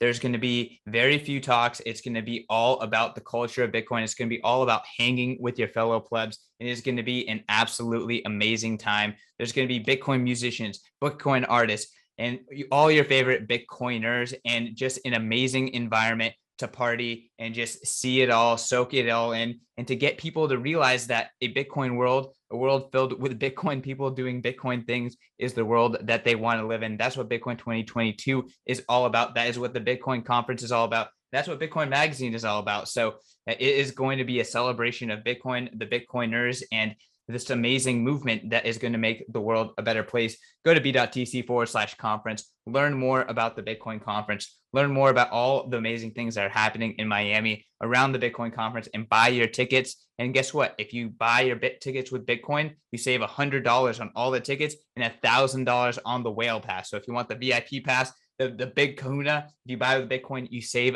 $1,000. That's a lot of sats. So go and do it right now today. Don't wait. Prices are only going up. This is going to be a can't miss event. Okay, I think I didn't answer a piece question in the beginning, and I want to add one thing with respect to the fees that you said, Rusty. With respect to zero base fee, I certainly see this kind of as signaling right now. I think it's great to see the support, and that people, even large exchanges like Bitfinex and OK Exchange, have set their base fees to zero. And I think that's a good signal to wallet providers and implementations to basically go out and say, hey, look, let's switch to these kind of like more optimal payment flows and play around and experiment around with them. Because of course, the more nodes on the network support this, the easier it is to find liquidity on those paths. The other thing is, with respect to what Rusty said, is like people haven't figured out where the fees are going to be and what good fees are going to be. One thing from our findings actually is that the larger a channel is, the more attractive it is for routing, because obviously there's just probabilistically a higher chance that there's liquidity in this channel, right? So what might eventually happen is that larger channels will attract more traffic and you have more reliability on them, right? So when they actually start to hit their HTLC limits, they could actually start setting higher fees. So what I expect will happen is that currently, where we have this basically fee-based pathfinding, everybody who wants to be a routing node is basically incentivized to dump everybody else with the fees. Whereas when we actually pay for reliability, for good service level agreements, and for liquidity to be at the right spots, I think there's actually going to be a price for that. Stefan and I are very convinced, so to speak, that a proper fee market will actually emerge on the Lightning Network with respect to fee rates and these probabilistic payment flow approaches. There was one other point I wanted to make. Yes, the question about, are these base fees spam preventions on HTLCs? I think that they are not, because currently you can just send out fake payment hashes and you can delay them, and you can basically for free set up an HTLC and gem or stuff another channel, and you don't need a base fee to protect yourself against this. So from that perspective, I don't think that the base fee, any protective mechanism with respect to that. Yeah, because you only pay on success. So this is a very good point. Yeah, you only pay on success. And then, of course, you get reimbursed, but you would also get reimbursed with the fee rate. Yeah, two things. First of all, as a routing node operator of multiple nodes, I guess one thing that I would like to see for the proper fee market to develop is some kind of tools that could show me what other people are paying in fees. I just pick random numbers that look cool. I think my nodes are all like 42 based because I like that number. And then the other thing is, you mentioned, I guess, reliability, or I think that's tangential to this idea of reputation. How do you really see that playing out? And right now we have the LND team. Alex Bosworth has his BOS score, the BOS score, balance of Satoshis. It seems to really reward the ClearNet nodes. So one of the trouble I have is P was talking about this PlebNet initiative. The PlebNet initiative is this idea that people are running nodes in their homes and they're using Tor only. And it seems to really disfavor those types of nodes. Do you see that as an issue? Like, how do you see the reputation, the reliability scores playing out?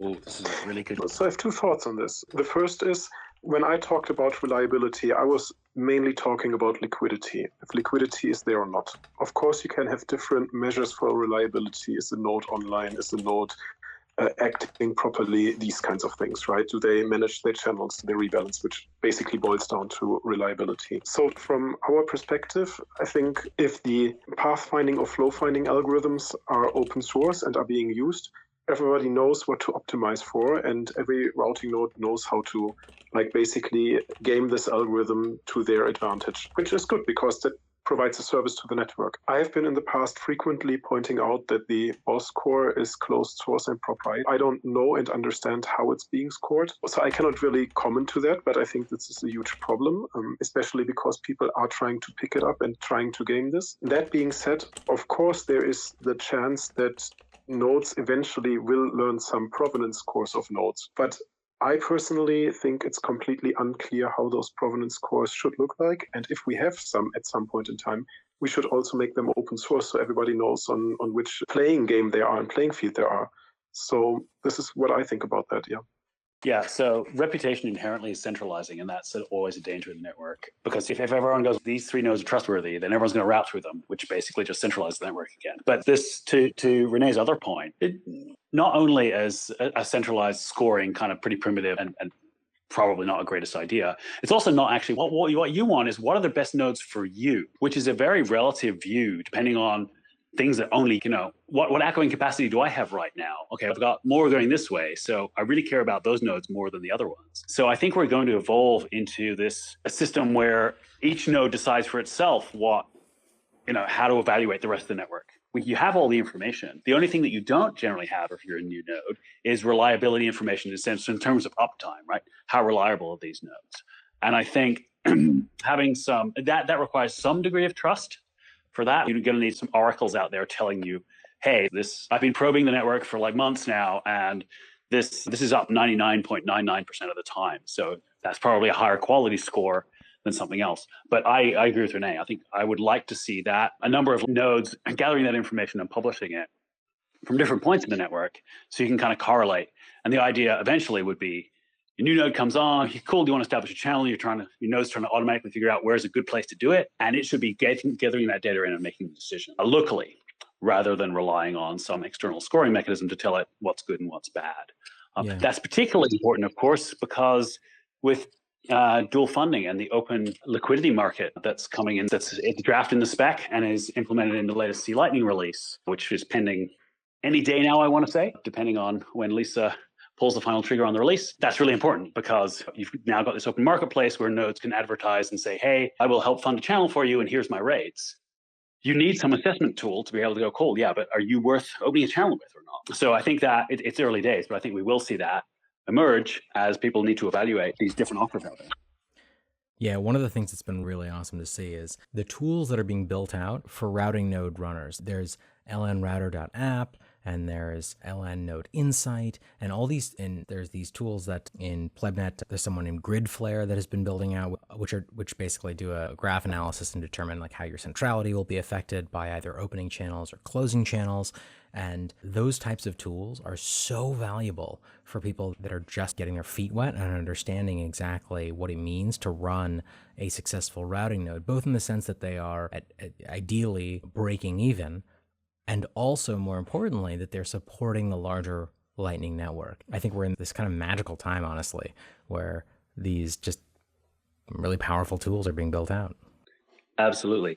Now, we are 12 minutes over our time, and I have children who are waking up, I can see. So I'm going to have to make my leave. But it's unfortunate because I think I'm really loving this discussion. So I'm a little bit disappointed to have to bail on you all. Was there anything that we should talk about before I go? Honestly, this conversation has been amazing. I really appreciate you jumping in. Huge thanks to Vivek, who connected us and helped make this happen.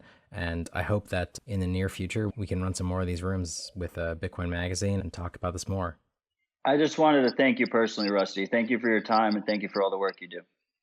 Oh, look, this has been one of the most exciting projects I've worked on ever. And I was involved in the early days of Linux when it was all crazy and wild days. And this is very much that kind of same kind of vibe, right? People are in this community are both incredibly friendly and really helpful and excited about this thing that's coming into its own. And it is really nice to connect with other people who see the same thing. It is going back, one of my fears early on when we developed this was like, we could build the technology. What if people don't get it? What if it never takes off? And it's pretty damn rewarding to see people jump on and do amazing things with it. Thank you all for being on the journey with us. Absolutely, man. I'm going to be running these rooms every Monday.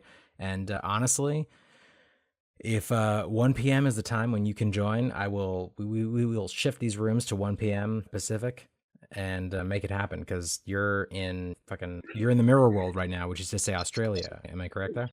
Yeah. So this started at 5:30 a.m. for me. The bad news is that it actually clashes with the Lightning Spec meeting, which I bowed out of. So normally I probably would not do that. I thought this would be fun, so I did keep from that. Well, thank you for your sacrifice, sir. And yeah, let's talk more, because I would love to make sure that this space is something that you can join on an ongoing basis if you choose to. Yeah, that would be cool. Thank you. Thanks, Rusty. Take care of your children. Feed them lightning. Lightning. I will judge, despite the fact that Rusty has contributed more to the Lightning Network than I think it's fair to say almost anyone else. I will judge him harshly if his children are not lightning pilled. Do you ever think about that? How core dev children will feel? Like, that's pretty big shoes to fill. Oh, they will never measure up. Rene, while we have you here, so I switched my main routing node over to zero base fee. What should I make my variable fee?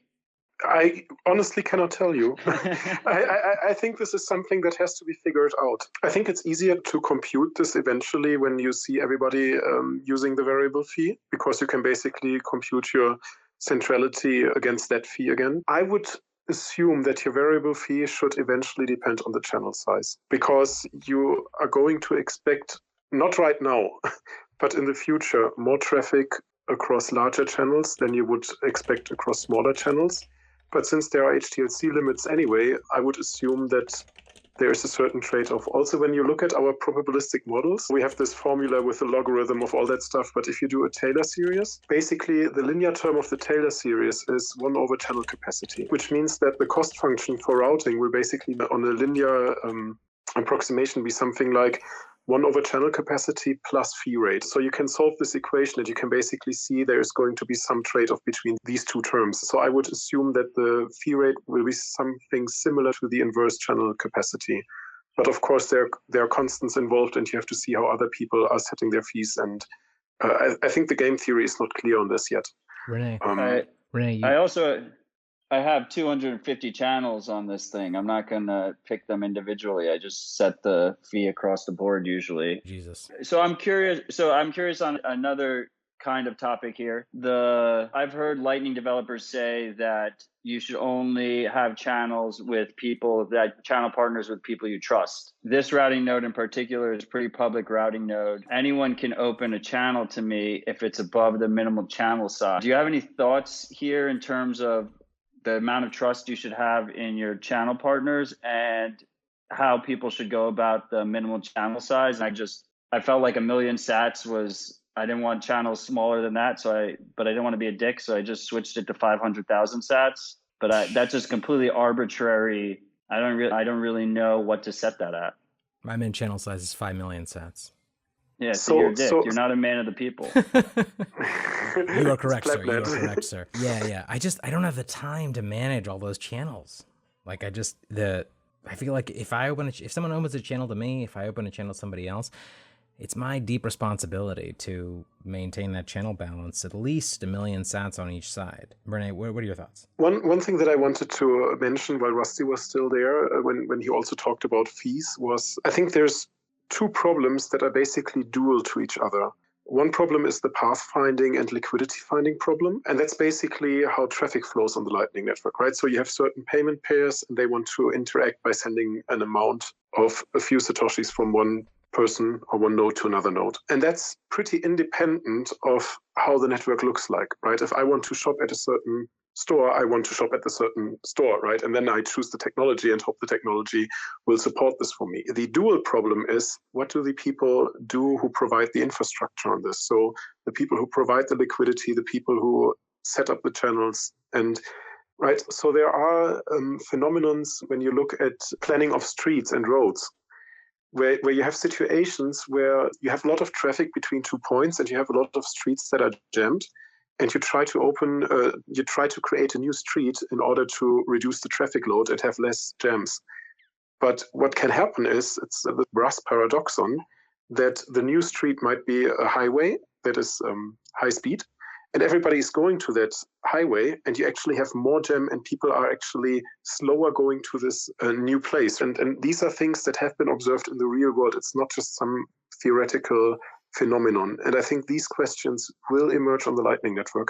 We're just very early right now, so we don't have them. So Matt, what I can tell you is, I don't know what channel sizes are proper. I don't know which fees are proper. I think this is a topic for active research. I think people should put more time into this. I'm not convinced that you have to rebalance all your channels all the time in a certain way. Like, for example, many people think it has to be 50-50 or something. Of course, intuitively speaking, this seems good because you can route traffic in 2 directions.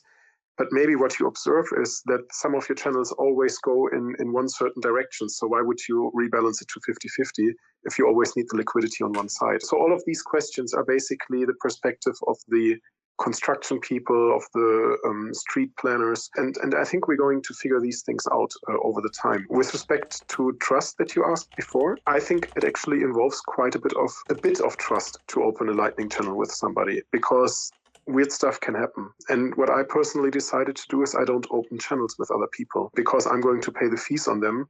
And if people are stuffing me with HTLCs and they're doing blackmailing attacks, as I have described on the mailing list before, I don't want to run in this situation. So basically what I did is, I put my Lightning node in the wild and said, hey, this is for my experiments. I'm a researcher. Let's see how it evolves. Yeah, that's all I can say about that. P, I see an OG routing node operator in the audience by the name of Justin Camarena. See if you can bring him up. Oh, shit. Justin, please request to speak so that I can find you. I'm having to manage 3 devices, and it's a minute. Also, Lisa, how dare she? You are in the audience, and you are refusing to join us on the stage as a Halo member. Please accept this olive branch. Justin's usually low-key, so I can't promise he'll want to come up, but dude is brilliant. I'm offended. If he doesn't come up, I feel personally attacked. I feel like it's a slight against my people and the Lightning Network, which is much more important. Rene, can you go into, are there any disadvantages to, that was a joke, by the way, in case you weren't sure. Rene, can you go into are there any disadvantages or things that people should be aware of if they are setting zero base fees? The only thing that I have seen that I would agree with is that it could enable you to have basically forwarding HTLCs where you don't earn a fee at all. But you can mitigate this very easily by just setting the min HTLC size. And if you think about it, setting up an HTLC just is something that costs you something by the end of the day. I agree with the people who said this, actually. But it's just, in general, it's free from the perspective that you only get paid if the routing is successful. But if you, for example, set up an HTLC of size 10, it's not an actual output. It's completely based on trust. If your channel hits the chain in a force close, this HTLC is not enforceable because it's far below the dust output, and it's just going to be added to the general transaction fees of your transaction. Wow. So in general, sorry? No, sorry. I was saying, wow, I hadn't thought about it that way. Yeah. So what I'm saying is, the people who have been basically discussing these kinds of issues, I think they tended to forget that in general, you might not want to have too small HTLCs anyway. Everything that is below 600 Satoshis or 583, whatever the number is, a dust output anyway. And even if you have 1,000 Satoshis for an HTLC, you're never going to basically settle this on chain because you have to spend it again in order to collect it. So it's a dust output anyway. So as soon as you have like reasonable size HTLCs, I think the fee rate is sufficient. Yeah. Got it. Okay, so it sounds like the specific recommendation, is it as simple as setting 0 base fee, or is it you should set 0 base fee and then set the min HTLC size as well? I think I don't want to jump into the min HTLC size discussion, because that's a discussion that people should have had already for some time, independent of what our algorithm suggests, independent of our findings. The only thing that I can say is, if we as a community don't go for 0 base fee, pathfinding and liquidity finding is just going to be a very complex optimization problem, and we all can do ourselves a favor by just supporting 0 base fee. So yeah, I have seen people actually going out and asking questions of, hey, why don't nodes already start like implementing this as like a default and starting to deprecate base fee settings out? I think it's much better if it comes from the users and if everybody understands what we're doing. From that perspective, I'm actually, as I said before, I didn't start this movement. I just presented the scientific facts and said, hey, look, this is something that was there. And before we presented this paper, we actually asked on Bitcoin Stack Exchange and said, hey, why was there the base fee? And Rusty, who is now not here anymore, he actually answered the question in the same way how he answered it on the Twitter space by saying, yeah, we basically just put it there. There was no specific reason. If we are in the early phase of the protocol and we have some choice that was completely arbitrary, but now turns out to be very painful, in my simple mind, it's very reasonable to just... I really liked how you explained the whole spam FUD stuff. Yeah. That's commonly what I hear as well. Raise the base fee high enough so you won't be spam, but just like how you guys were saying, still regardless, there's like the fake payments and probing going on. If I could just jump in here real quick, the min HTLC size, I'm like pretty involved in the space. I didn't even realize that was a settable option. I'm curious, a lot of the Lightning propaganda, if you will, is focused around microtransactions. And I already understood the premise that these small transactions, they can't be settled on chain. So there's some level of trust there with the small transactions. Do you think that we should be, as a community, expecting that small, microtransactions will get priced out of the Lightning Network, and it's not something we really should be advertising to people? Honestly, I don't know. I think what happened is, in the beginning, people wanted to have the Lightning Network because it seemed as the way to scale Bitcoin. But then, of course, we had all those reliability problems with larger payments, and we didn't know how to properly do them. And small payments obviously work much better because there's just a really high likelihood that they just don't fail, that they're successful. So I think it turned into this phase of people are like, oh, this is awesome for micropayments and so on and so forth. And maybe it's fine. Rusty said before, basically, if the payment is too small, you don't actually need HTLC space in your transaction. And if you're running a Lightning node, it's a little bit of communications overhead. You could just fulfill them, because if your channel really goes on chain, you're going to pay so many fees anyway. If you just have a little bit of dust outputs that are now added to the fee budget, maybe it's not an issue. So maybe Lightning can actually do micropayments. By the end of the day, if you think from the perspective of your commitment transaction and you have your liquidity split into two halves, of course I can flip one Satoshi over to my other channel. And of course this is eventually enforceable, right? So maybe Lightning provides an answer for those micro and tiny payments. But what I think is, with our findings, Lightning is going to be able to support much larger payments. I had one criticism actually from a person who was very involved in this back, and I won't say name here, but this person said, yeah, but Lightning works very well right now for $40 payments. And people, we don't see people do larger payments on the Lightning Network.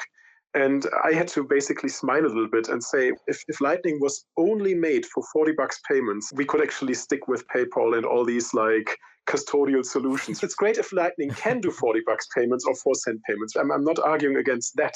But I'm saying, if Lightning was just invented to do that kind of stuff, and we're doing 5 years of development and spec process, maybe that's a little bit of overkill. Rene, you can be honest with us. It was Peter Schiff, wasn't it?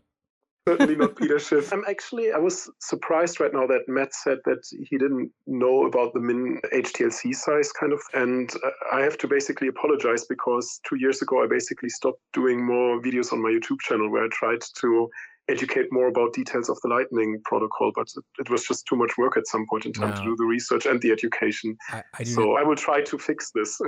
As Matt's legal representative and lawyer, I refuse to accept your apology. I think you should be continuing to do the real work, while people like me get out there and just try to blast it out and get more awareness. Yeah, don't worry. Now I'm going to dive down the min HTLC size hole, and we'll see what comes out the other end.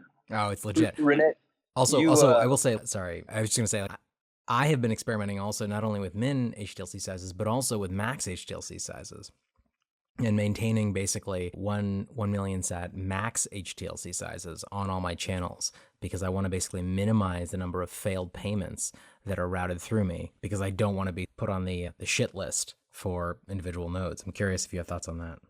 No, I don't. By the end of the day, if we do proper pathfinding, people are going to basically select the HTLC sizes through you that are most likely to succeed.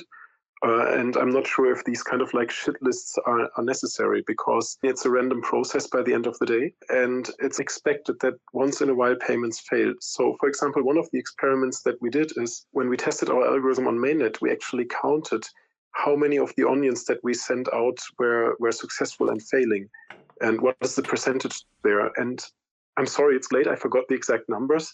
But what I can say is with our algorithm, the number was just much better of successful onions than all the implementations currently, because we're just like searching the stuff that is most likely to succeed. But since we are not actively sharing all the balance with everybody for obvious reasons, scalability and privacy, we are expecting for payments to fail. So I don't think that nodes should actually discount other nodes. And also, when you think about your node in routing, even if you support a larger payment on a channel and it fails downstream, you actually would, I think, in current scoring systems, get a bump because your channel was still able to forward the HTLC. The error comes downstream. So from that perspective, I think you can just do whatever you think is reasonable for you to do. One thing that I think through Runes and Macaroons, have you considered asking the community to basically share data with you in order to basically increase your data set and allow us to further optimize the Lightning Network? No, I haven't. I am trying to provide algorithms and solutions that work for everybody on the network. Of course, if you are a large Lightning Network service provider, you will see much more traffic going through your node, and you will probably have a pretty good estimate of what the balance values are in other channels, because you're just like doing that much traffic. And of course, you can adapt your routing behavior, and of course, you can incorporate this into your decision making. So if you're like a large exchange that has included Lightning and you want to support withdrawals, you probably can. You can still use our algorithms. You can just update your prior probabilities that you believe, like your belief and your uncertainty about the network. You can just update that, right? So from that perspective, of course, if you are a service provider, it makes sense to use the data that you have collected. But I think from a developer perspective, I should provide solutions that just work for everybody and that are just general methods and solutions. So it sounds like the reason I ask is because you are an incredible innovator on the Lightning Network, and I do not yet know enough about Macaroons and Runes, which Rusty was talking about earlier, to understand exactly how that might work, but I would certainly be happy to share the routing data that is coming through my node. And again, this is doxing my node, right? This is kind of in many ways anathema to the core tenets of the Lightning Network, but I know that there are a lot of people that would be willing to share information in terms of failed HTLCs and things like that, anonymized, of course, into a large database to allow people like you to develop more effective hypotheses and ultimately strategies. Yeah, go on and do this. If you provide a repository and the data is there, I will probably find this and I might make use of this. What I can say is the method that we suggest in general is the most optimal one. But of course, as I just said, you can have better priors, right? So the method stays the same, just the data is being exchanged. But of course, the data is dynamic, right? So at some point in time, your data is going to be outdated and not useful anymore, which does not mean that it's not useful for simulations and experiments and sandbox testing. If you and the Plabnet crew are able to gather and collect data sets, so there are websites like kaggle.com where you can actually even put out challenges and say, hey, all those people who do data science, please, this is our problem, this is our data set, how would you provide a solution? These options are there, and I would not advise against that, but yeah. I think what you're saying is the data that I can provide is shit. Is that fair?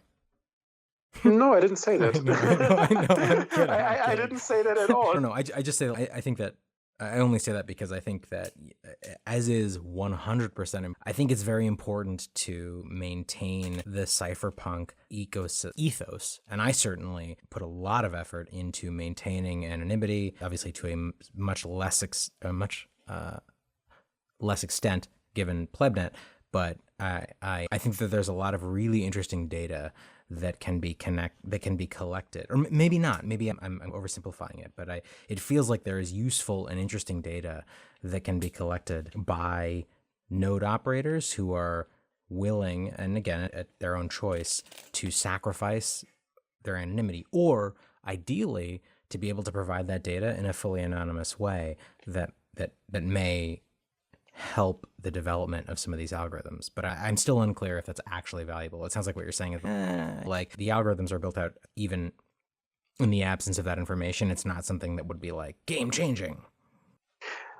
Yeah, maybe I misspoke a little bit. So what I'm saying is, in Lightning Network, we have this built-in uncertainty, and algorithms should be able to incorporate this uncertainty and be able to handle this. So of course, if you feed an algorithm with data, you can make the algorithm a little bit better, and you can basically learn on the data. But what I also try to imply is the data is going to be changing, right? So if you give me your log files, the main thing that I will see is on which channels did you get traffic in, and on which channels did you get traffic out.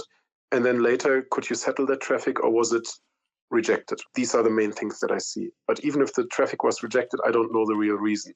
Was it because you were just like, this was a probing attempt, or was the payment hash incorrect, or was the downstream funnel not having enough liquidity? I just don't know these things at that point in time. Yeah. Especially if you start to anonymize your data, I cannot correlate this with other nodes. That's what I'm saying. So from a perspective of somebody who studies routing, what I'd much rather do is I'd look at the blockchain data, and I basically see who is opening channels, who is closing channels, and I see how money flows through the network, right? So you can basically very often see that the bit refill nodes actually have a lot of money flowing through them, which makes a lot of sense, right? Because they are a shop, you can buy stuff there, right? I didn't need to look at the blockchain in order to know this. It was like my expectation anyway, right? But of course, from that data, you can actually learn a little bit of how the traffic demand is. Remember before I said there's this dual problem where you have traffic demand from the user's perspective, and then you have basically the people who build the roads and try to build the infrastructure to support the traffic. So you can do these kinds of things. But of course, you can also look at the routing data, or you can just put out your nodes and look what goes through your nodes and learn from that. Of course, data is useful, but yeah, I would argue if you find a method and an algorithm that doesn't need the data, it's even better. Oh, of course, yeah.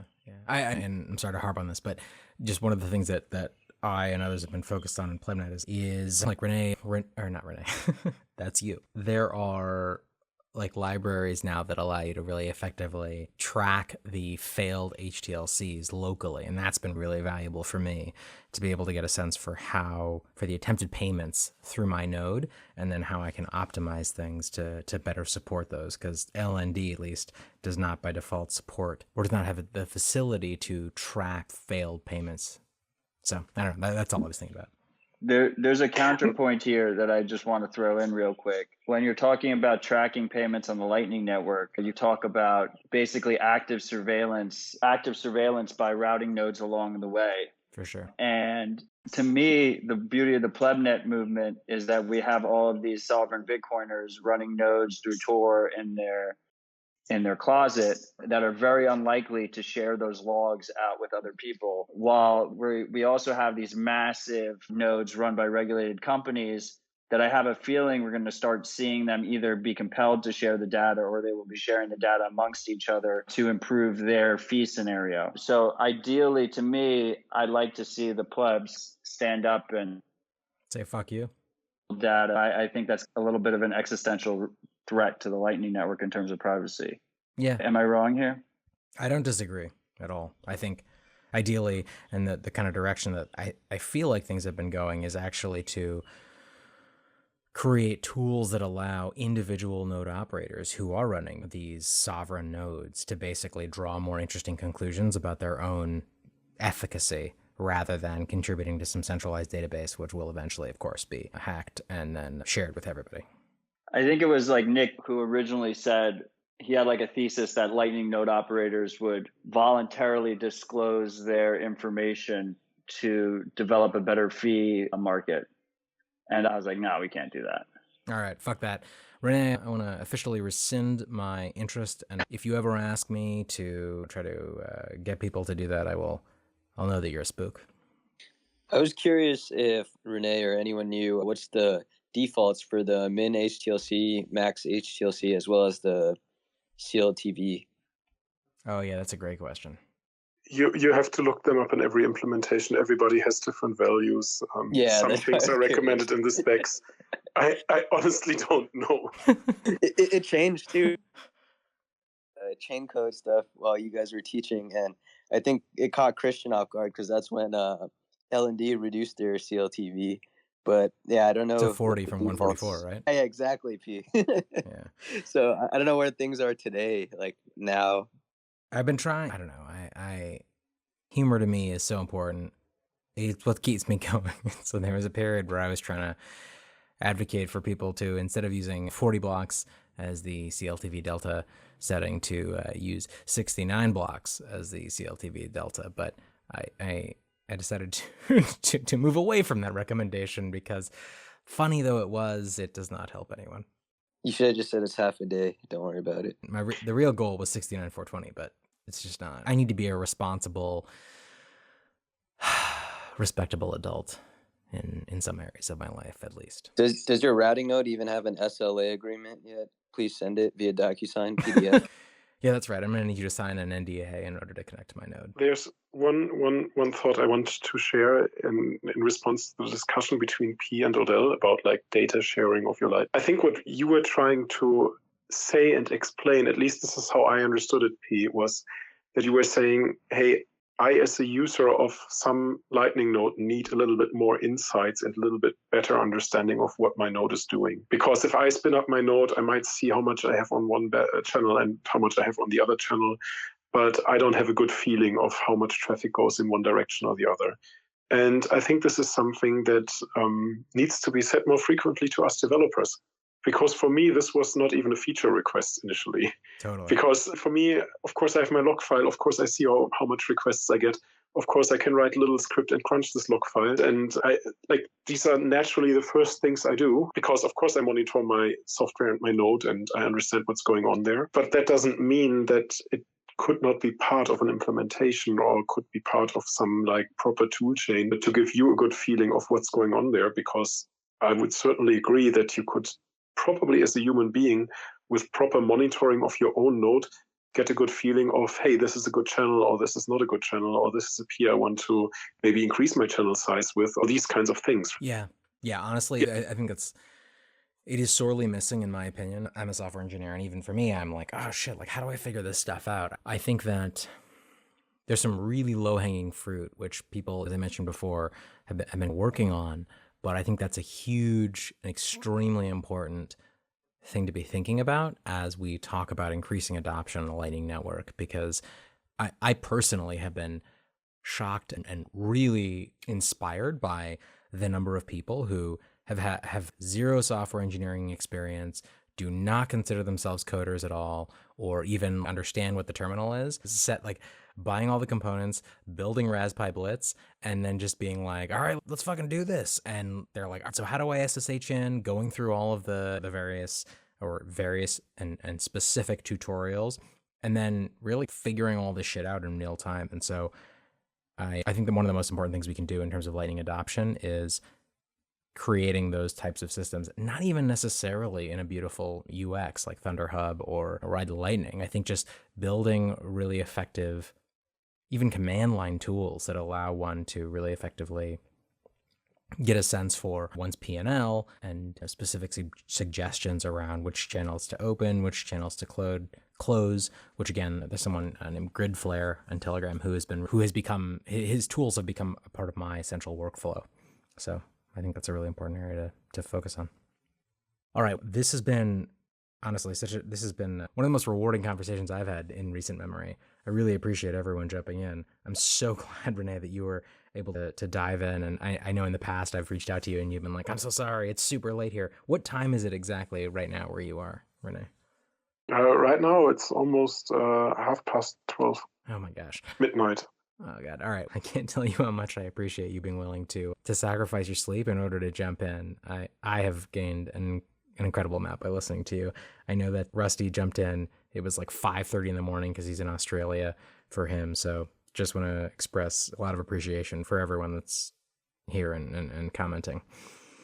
I hope we can have more of these conversations in the very near future. We're going to be running lightning focused Bitcoin magazine rooms, or sorry, spaces every Monday. So I hope you can join more of them. All that being said, just a shout out to the people who are listening. I'm still searching for funding to fund this research work. As some of the people know, I had quite some offers from people to basically not talk about the results, sign some NDAs, and basically give people a heads up in being Lightning service providers and so on and so forth. If you can make introductions, recommendations, or just privately want to sponsor me, feel free to reach out to me. Yeah, I think that's it's so huge, and I think it's really hard to be an individual who has the opportunities that you have been presented with, which is to say people and companies and VCs basically being like, hey, don't share this super dope information that you've discovered with the public, which will benefit everyone and benefit the Lightning Network, and instead share it just with us so that we can basically extract more value. We can create more alpha and edge to basically take advantage of the Lightning Network or these learnings that you've had. And I think that's a really tough position to be put in, and I have so much respect for you for saying no to that. And I just want to, I want to support that. Everyone should be supporting Rene and the developers that are building stuff out on the Lightning Network. It is really hard when you're creating these public, or when you're sharing this public information, to not succumb to the kind of fiat bullshit, and to take more money for things that are potentially disadvantageous to the larger network. And I have the utmost respect for you, Rene, and I hope that everyone will hear that and will support you financially, and also all the developers who are building stuff out both on layer 1 technologies and Bitcoin and also on the Lightning Network. You're doing us all right. Yes, so thanks for the nice words. And maybe there's a fun thing that I can say, since offers was the original topic of the discussion. And I think offers are a great thing. If you go to my donation website, you will actually find some advertising for offers where I'm saying, look, you can tip me a few sats on Lightning. And as long as offers are not widely spread, here's still the link to my Patreon page. But obviously, eventually, I would love to just make an offer there and have recurring payments on the Lightning Network, because I think this is really something that we should all aim for, and which would be much more natural. So yeah, but I just had to basically get back to the offers here, and because I think this is really a great technology, and I think we need this. And maybe one last thought about this. People have been like starting this war between LN URL and offers. And I have said this frequently in public. I don't think they are against each other. I think it's just good to have something that is Lightning native, but I think we still need some HTTP protocol to transport offers. And I think they go hand in hand very well. Yeah, absolutely. There's an amazing podcast that came out recently the podcast is Lightning Junkies with Fiat Jaff and Rusty, who was here earlier. I would highly recommend everybody check that out, and I could not agree more. I think they go hand in hand. They're not in conflict at all, and we need to be supporting both. Well, they're in conflict. But Tell me more. Currently, I use LNURL, and I'm going to switch to offers. Yeah, but there are things that are available on LNURL that are not intended to be available in BOLT12, and vice versa. And I think that they are important. I don't think it's basically the idea that, you either support one or the other. I think that LNURL is extremely resource intensive. There are challenges in running. It's the MVP version of what's being built out on BOLT12, but my personal belief is that there are things that are implemented in LNURL which will still continue to be valuable. And within the goal of being backwards compatible, I think that is a vast oversimplification, but I think that they go hand in hand. I think eventually we will shift more and more to BOLT12, but I don't see them as being like actively against each other. Are there specific areas that you think of as being where they have to compete for mindshare, where there's less clear delineation? They are mildly in conflict from a user's perspective, but from a technology perspective, they go hand in hand. Rene, would you add anything to that? Okay, so we're not having a race war between LNURL and BIT12 or BOLT12. Is that what I'm hearing? I think a race war or whatever like I hear being mentioned is key send versus offers. Oh, interesting. Yeah, I hear that. Matt, I'm sorry to make you repeat yourself. What is there anything that I said that you were like, yo, P is out of his fucking mind? Really controversial shit. But I'm back. With KeySend, the issue with KeySend is there's no receipts, right? That's the main issue. Yeah. Like I have some like random payments in my note. I have no idea where they came from. Yep. And I don't know exactly how it works, Rene might correct me, but I think you just straight up give them the pre-image. Like you don't, the invoice flow, everything is like not there. It doesn't exist. Yeah, I think that's the idea. You basically encode the pre-image inside the onion. Interesting. All right, my friends, I think I'm going to close this room out. We've gone over time, and yeah, I appreciate everyone jumping in. This has been awesome. Tune in next week. We've got a room going on, or a space. I keep saying room. We've got a space on Wednesday that's going to be about the recent infrastructure bill, and we've got a bunch of incredible people that are joining that. We've got Amanda C, Joe, Alec, Donna, just Matt's going to be there. So I encourage you all to tune in at 3 p.m. Pacific on Wednesday to talk about the legal and regulatory space that we are all finding ourselves shoved into. I'm not going to attend unless Marty Bent is there and he calls out this ESG communism. We'll make sure Marty's there. We also have a space scheduled for tomorrow at 1 p.m. Eastern Time, which is 1700 UTC, which is going to be the first spaces that Aaron Van Weerdum is hosting it from El Salvador. It's going to be a reoccurring what's going on in El Salvador spaces. Oh, it's amazing. Everyone should come check that out. That should be a really good conversation. And thank you, Rene, for your time and all the work you do. Yeah, thank you so much, Rene. Thanks for organizing the space, and of course, everybody, don't forget to set your base fees to Slack. Absolutely. Rene, we got to do a space that's specifically devoted to that topic. I would love to talk to you more about that, and really, we got to come up with a term. 2-hour-long session on Pathfinding by Rene. Yes, honestly, nothing would make me happier. Sure, we can do that at some point in time, yeah. All right, cool. Most important thing, don't trust verify. The paper is out. If you're a mathematician, you can verify it. But if I'm not a mathematician, I'm not as smart as you, Rene. I need you to break it down for me and tell me how it all works. It's funny, though. I had people coming back to me and say, oh, yeah, we support research. How can we make this better? I'm like, it's optimal.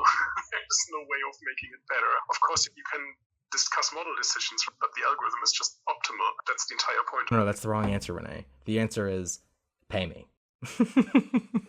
fund this incredibly important research. No, it's so important. I don't know. It's so important. It's difficult to rep for yourself. So I will do it for you. Yeah, the developers on Bitcoin and the Lightning Network, a lot of them, like Rene, are sacrificing the opportunity to make vast riches because they care deeply about the protocol and they care deeply about this sound money. So it is up to us to reward that behavior and to support them in the incredible stuff they're doing. On that note, I'm going to close this out. Thanks, everyone.